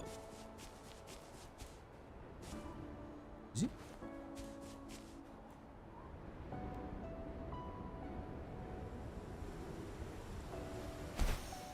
That's a decent drop, bro. It's a decent drop, that is, actually. Doesn't seem that high when you're looking at it. Like the actual drop when you're not, like, using a heavy attack or anything. Onwards. Here we are. We should see. This is the location mentioned by the herb collector.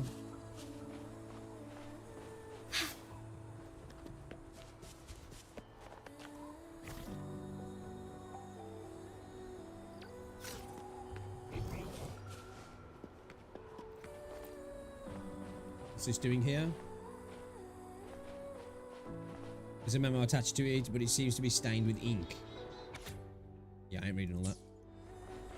Somebody needs to give me the TDLR in a bit because I ain't reading all that. As those cages, who will put cages out here?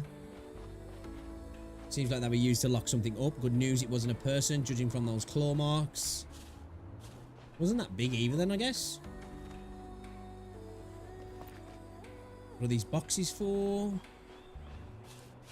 Looks like they were used to store equipment. This cage must be for the really big one. But it looks brand new. I don't think it's been used. Fantastic. I think we captured everything noteworthy around here. Robert, could you scan the area again? I want to make sure we haven't missed anything. Wish that there. Is that a claw mark? It's long and deep. What could have left this? It's got to be a big one. Seen any beasts around here that could have done this? Hey, you two. This stuff is ours. Hands off. What's this exiles? Fraxidus! It's the Fraxidus. Didn't you hear me? Drop it. Leave now and maybe I'll spare you otherwise. Have you lost your mind? It's that Rover. Even Mr. Scar is no match for her. Rover? So what? We endured so much, paid such a high price. No, with this new power, nothing will stand in our way. Hubris Artificer. With a name like Hubris, you know what's about to happen to him. Our mission isn't to cause a scene. We're here to assess the camp's condition. We should try talking, not wrecking everything in sight. This guy's smart. This opportunity is being handed to us without numbers. We can easily deal with them. Don't you want to prove your worth? Then join me against the Fraxidus' enemies. I don't want to do crazy stuff like this. Hey, get back here, you idiots. Coward, I'll definitely report him to the boss. No biggie, we still have the upper hand. Let's go take them down. Find a place to hide. Okay, take care, Rover. Tear them to pieces. Sure. My field of expertise.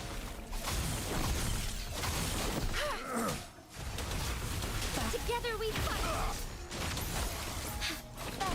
Fast and starlight. Sacred life.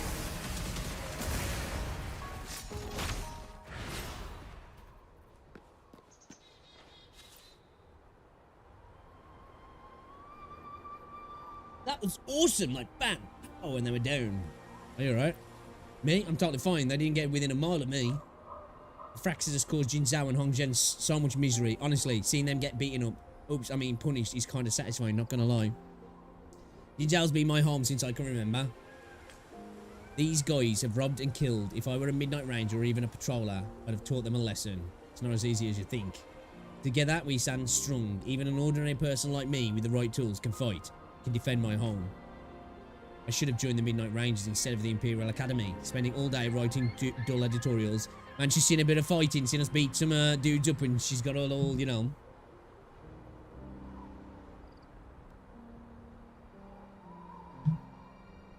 It's got a wet. Oh, almost forgot. Our mission, we've got all the clues, so the truth must be the Fraxidus was doing experiments here. Right. The Fraxidus caught some animals and tacit discords, all for some kind of experiment. They must have stumbled on that big one, the same one the herb collector saw. Luckily, it must be harmless, so the collector got lucky. The Fraxidus set a trap but ended up provoking it. I had to bail when it fought back. But I wonder if that snow monster was there doing too. We need more evidence. The Fraxidus items left by the court of Savante, frozen animals and experiments using tacit discords. There's got to be a link, but what? Anyway, let's go to the Longs Ridge first. Maybe you'll find answers there.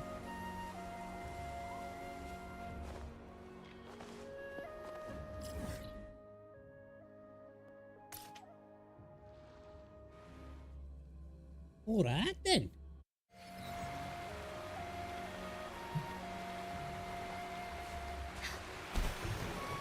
Oop.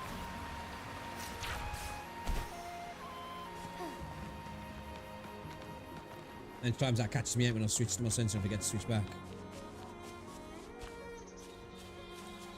We made it. I don't think we walked this much all of last year.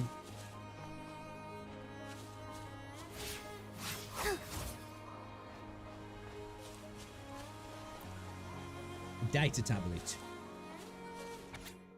Yep, not reading all that, boss.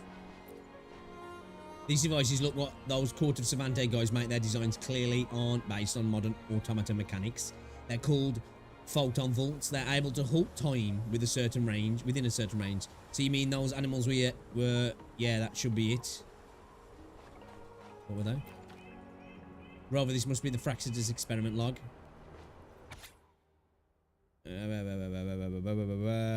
Escaped. Weapons. Yeah, no, whatever. The box is empty.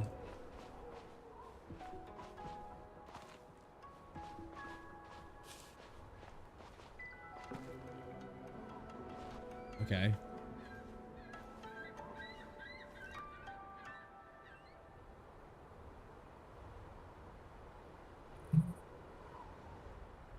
What's the answer? The Fraxidas calls this place Site 2 and ran experiments with the photon vault created by the Court of Savante. Those frozen animals must be the device test subjects caught in time, and the monsters at Lung's Crescent must be captured within it too. But what's their plan? The memo from Site 1 mentioned a frequency suppressor. What's that for? To suppress the tacit discord's innate frequencies? Yes, so they can control them, like in the diary. This is absurd. Typical Fraxidus. Typical. Are they all mad? Why would they do this? For power. For power. Is it really worth all this? I just can't wrap my head around it. There's no excuse for this. We have more important matters to attend to. You're right, we have to stop the Fraxidus. We can't let them get away with this. Especially if they're freezing animals in time, because like that's supposed to be like, they're saying it's like torture. You know, it's not a pleasant thing to be frozen in time. You're aware or some shit though.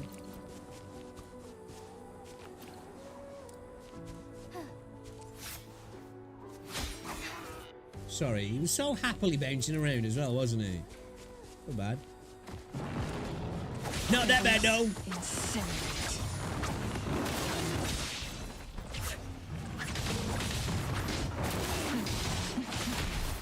Dude, the aerial dodges are not great for him, man. Must admit. Time to wrap it up.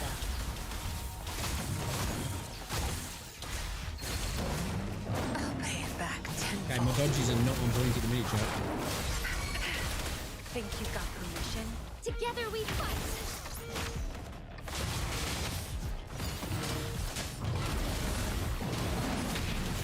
Come on in, pussy. Heaven ordains. Terrible DPS there, what the hell? Tear them to pieces. Together we vanish. Be reduced to cinders. Perish and tear them to pieces.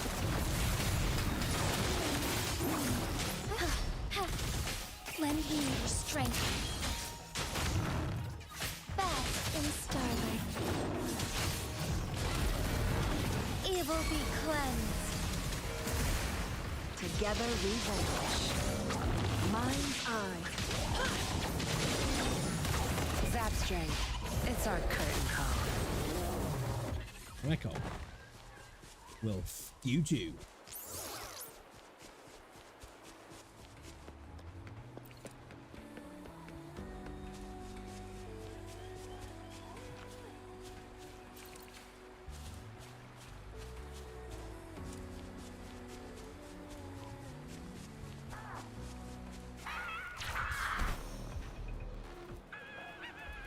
I need to get some crit damage god rolls, man. Then what is the top one for crit damage? It's 21%.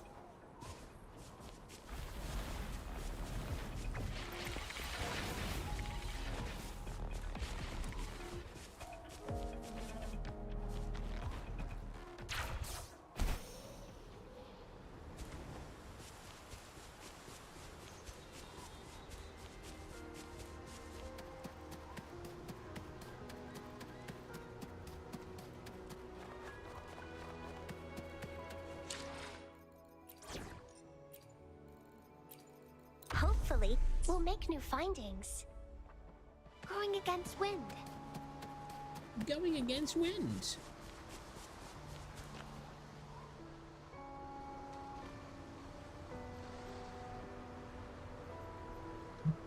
Ready to roll the next experiment whenever you give the word. Hey, Olgo, it's showtime. Wait a minute. Wasn't Olgo one from the ones who just... Oh, he ran off here, didn't it? Me? Showtime. Who else? You want to live, right? You want power, don't you? That's exactly what the Fraxis is all about. We return the weak into the mighty, the nobodies into somebodies, and mere mortals into gods. Relax, it's just another tweak like the upgrade you had before. Only this makes you stronger and less constrained. Look at this beast. Gorgeous, isn't it? Strong too. Those sharp claws, that glossy fur, those bulging muscles. Pardon me. Listen, tacit discords are not curses, they're miracles. And now you get the honour of harnessing that miracle.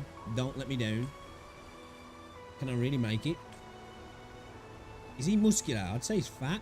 Of course, Olgo the Fraxis isn't pouring money into this just for kicks. Just fire up that machine over there and you'll be transformed. No one will be able to touch you, much less take you down. I'll take it upstairs. Once you get stronger, you'll move up the ladder to say goodbye to grunt work. Fine, I'll do it. Olgo trembles as he approaches the machine with no other option. He entrusts his fate to the experiment. He neither understands or whatever. Initiating frequency suppressor injection. Triple unit. Olgo's frequency detected, causing effective interference with the tacit discord's frequency. Synchronization rate 95.27%. Haha, we did it. Such a genius move, using human frequencies to take down tacit discords. As long as tacit discords understand our language, we can boss them around however we want. Shut down the photon vault and release our new friend. I mean, old friend. Even that rover won't stand a chance. What, so has he been absorbed by it? Because where's he gone? The artificers turn off the photon vault.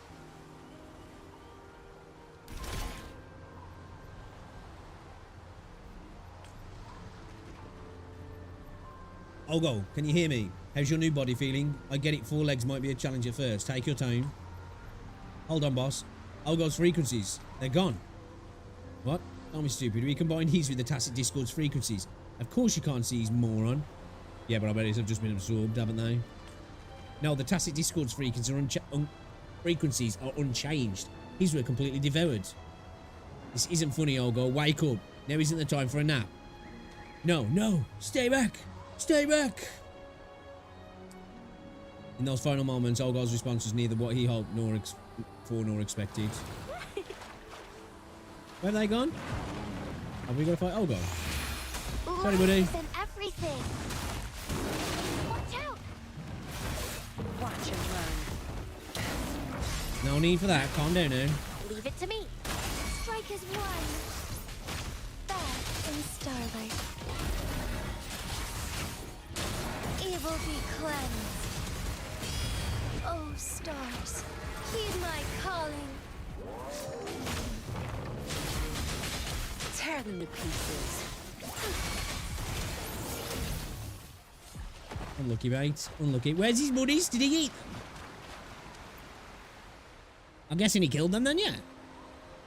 Is it over? Is Olgo? I couldn't save him. I see. That's okay. We did everything we could. I read his diary. All he wanted to do was survive, but he's not as lucky as we are. He didn't have a safe place to call home or the means to protect himself. I used to think justice was everywhere in Huanglong, just like in Jinzhou. We have the Midnight Rangers guarding us and the patrollers keeping order. Everyone lives in peace. To me, tacit discords and tacit fields were just distant stories, less real than the monsters in fairy tales. But today I realise that they're right here. You did a good job. No, I did nothing. I'm still the little girl who once looked at the Midnight Rangers believing they could solve every single problem. I never thought about who needed help, let alone took action. Looking back, I'd feel ashamed. Just follow your hearts. But first, I've got to figure out what my heart wants. Anyway, I have all the details recorded. When I get back to Hongzhen, I'll write them in the chronicle. Next up, I might just join the Pioneer Association and travel the world. I want to see what lies beyond Jinzhou's walls with my own eyes. Taking that first step is key. You're right, I've got to take that first step. Thank you, Rover. Let's head back to Hongzhen. All right in, all right in.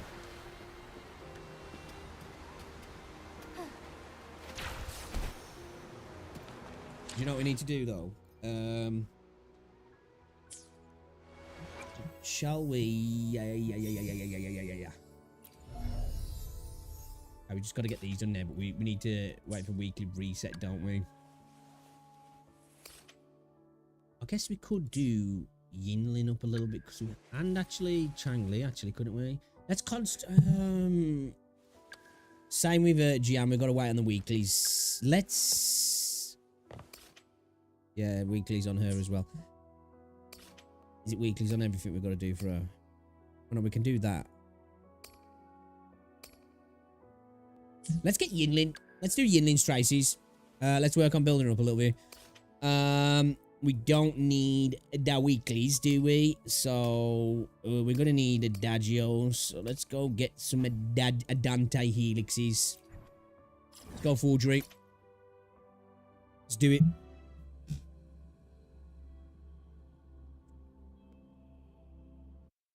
Yinlin's too good not to have her leveled up. I wish I'd have got Yinlin's signature. Regrets. Mistakes were made. Mistakes were made. But you know what? It is what it is. It is what it is.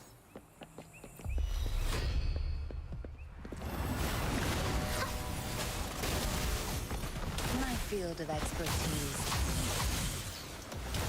You're not getting away. Strike is one. Our lights shine through. The sky beckons. Evil be cleansed. Leave it to me. Watch and learn. I've had enough. Get lost. Your time in my field of expertise. Lend me your strength. I'll tear them to pieces. Life is in everything. Thy home. Moment of awakening. Heaven ordains. Banish all vice.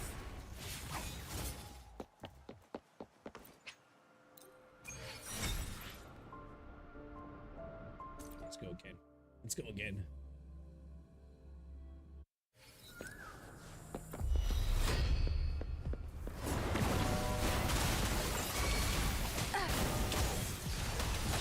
Together we fight.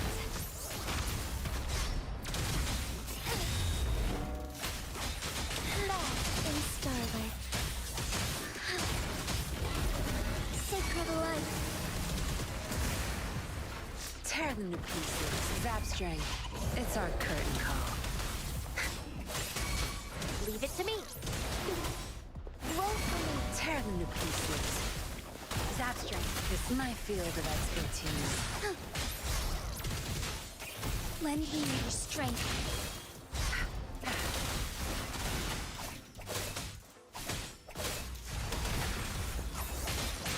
Oh, stars, heed my calling. Cheeks got clapped.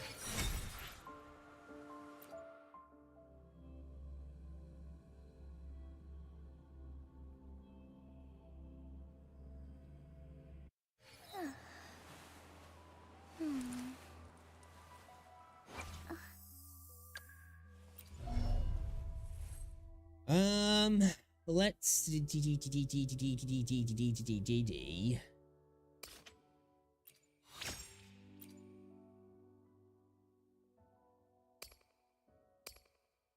get into the weekly realm as well, aren't we?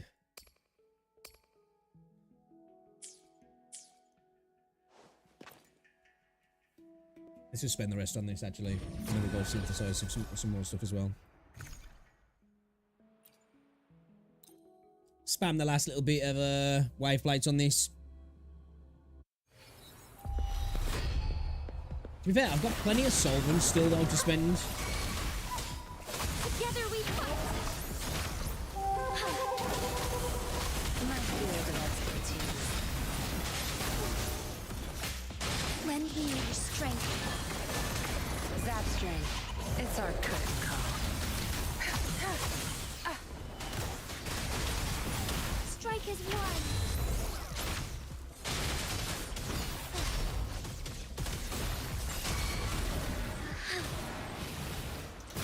Sacred light. Bye-bye now. Onwards.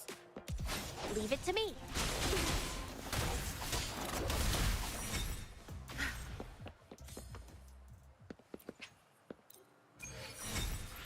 Fuck it, let's roll again. Let's go again. Going against wind. Noticing luminous energy. My field of expertise.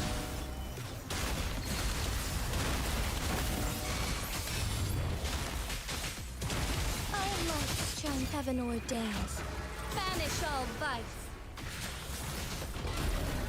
We only get the floaties with Tear them to pieces. Thus it ends. Vivian Lynn's enhanced heavy though. What it's called now, the mark, whatever it's called.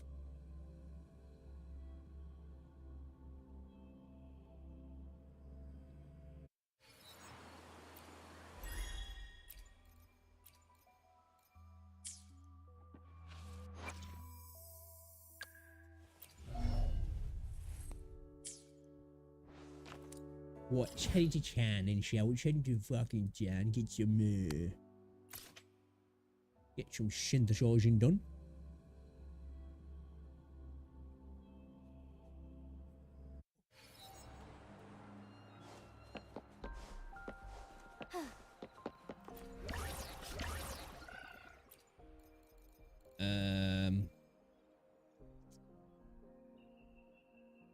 Shit, which ones is it? I needed these, and I needed the HF, sure.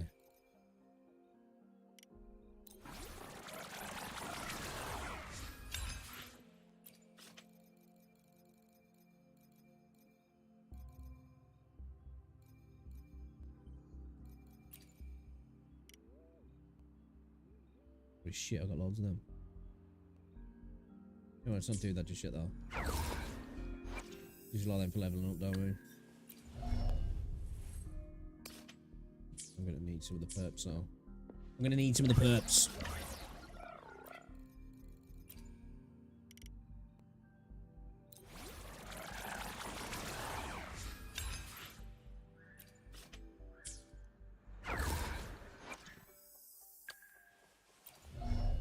Right, what we got here? Damage and presence skill, lightning execution is increased by 10% when hitting targets marked with Sinner's Mark, and Yillin's attack is increased by 10% for 4 seconds with this triggered. So Sinner's Mark is what's it, isn't he? If I remember right. Basic stacks, absolute stance, resistance, liberation, thundering wrath into skill, roaring storm. No, okay, Sinner's Mark's off a roll, yeah. You get that from a roll, don't you?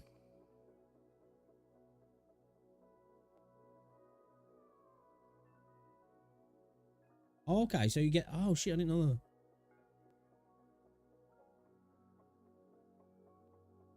Oh no, that's a heavy attack, yeah, with Chameleon Scythe. Oh, okay, so Sinner's Mark is with the heavy, okay. Yeah, but that's it, Punishing Mark, that's the one, yeah. Okay, alright, okay.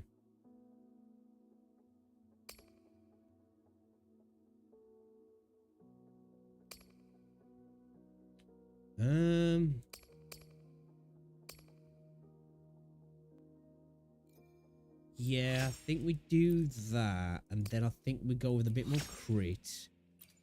I think we double the crit, actually. Do we go with the increased attack stats? What do we add to the Forte Circuit or Resonance Liberation?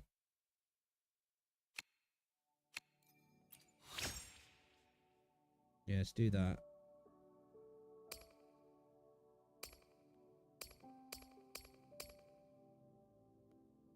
We need more of them elixirs, don't we? Don't make any more.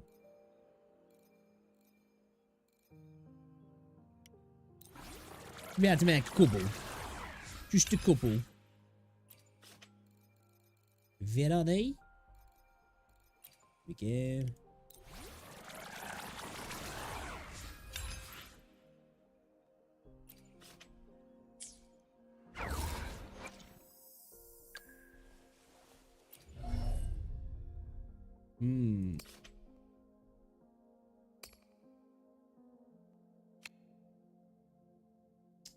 Concerto regen though. Yay. I'm to go with a normal attack or...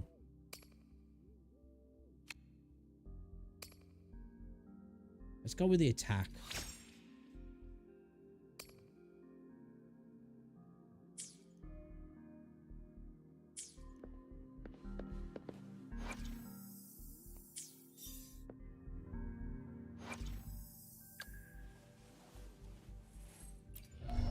Alright. Farm some more tomorrow, I guess. We will farm some more tomorrow, I guess. Try and finish off the Tower of Adversity as well. I do want to start leveling Encore. I do want to bring Boiji up as well, actually. We need to do your girl as well.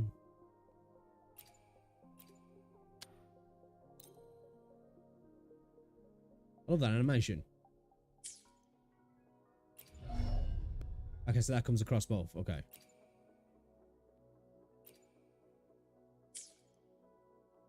I want to do Jianshen up as well. We've got she needs building fully. Calcharo needs some work as well, actually. Mordafi could definitely do with some work as well. Danjin needs some work. Where do we concentrate on next? Obviously, we're trying to sort out Jian, these guys, but can we do a little bit more on Changli?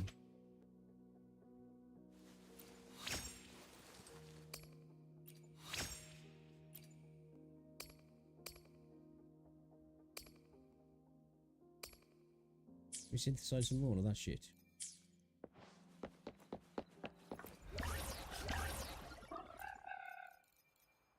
It's a polarized Joe.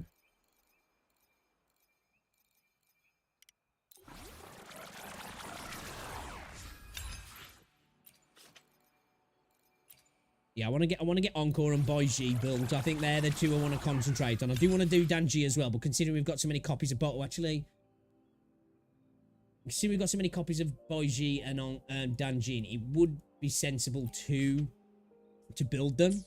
But I really do want to build Boiji as well, just to have that extra sustain character.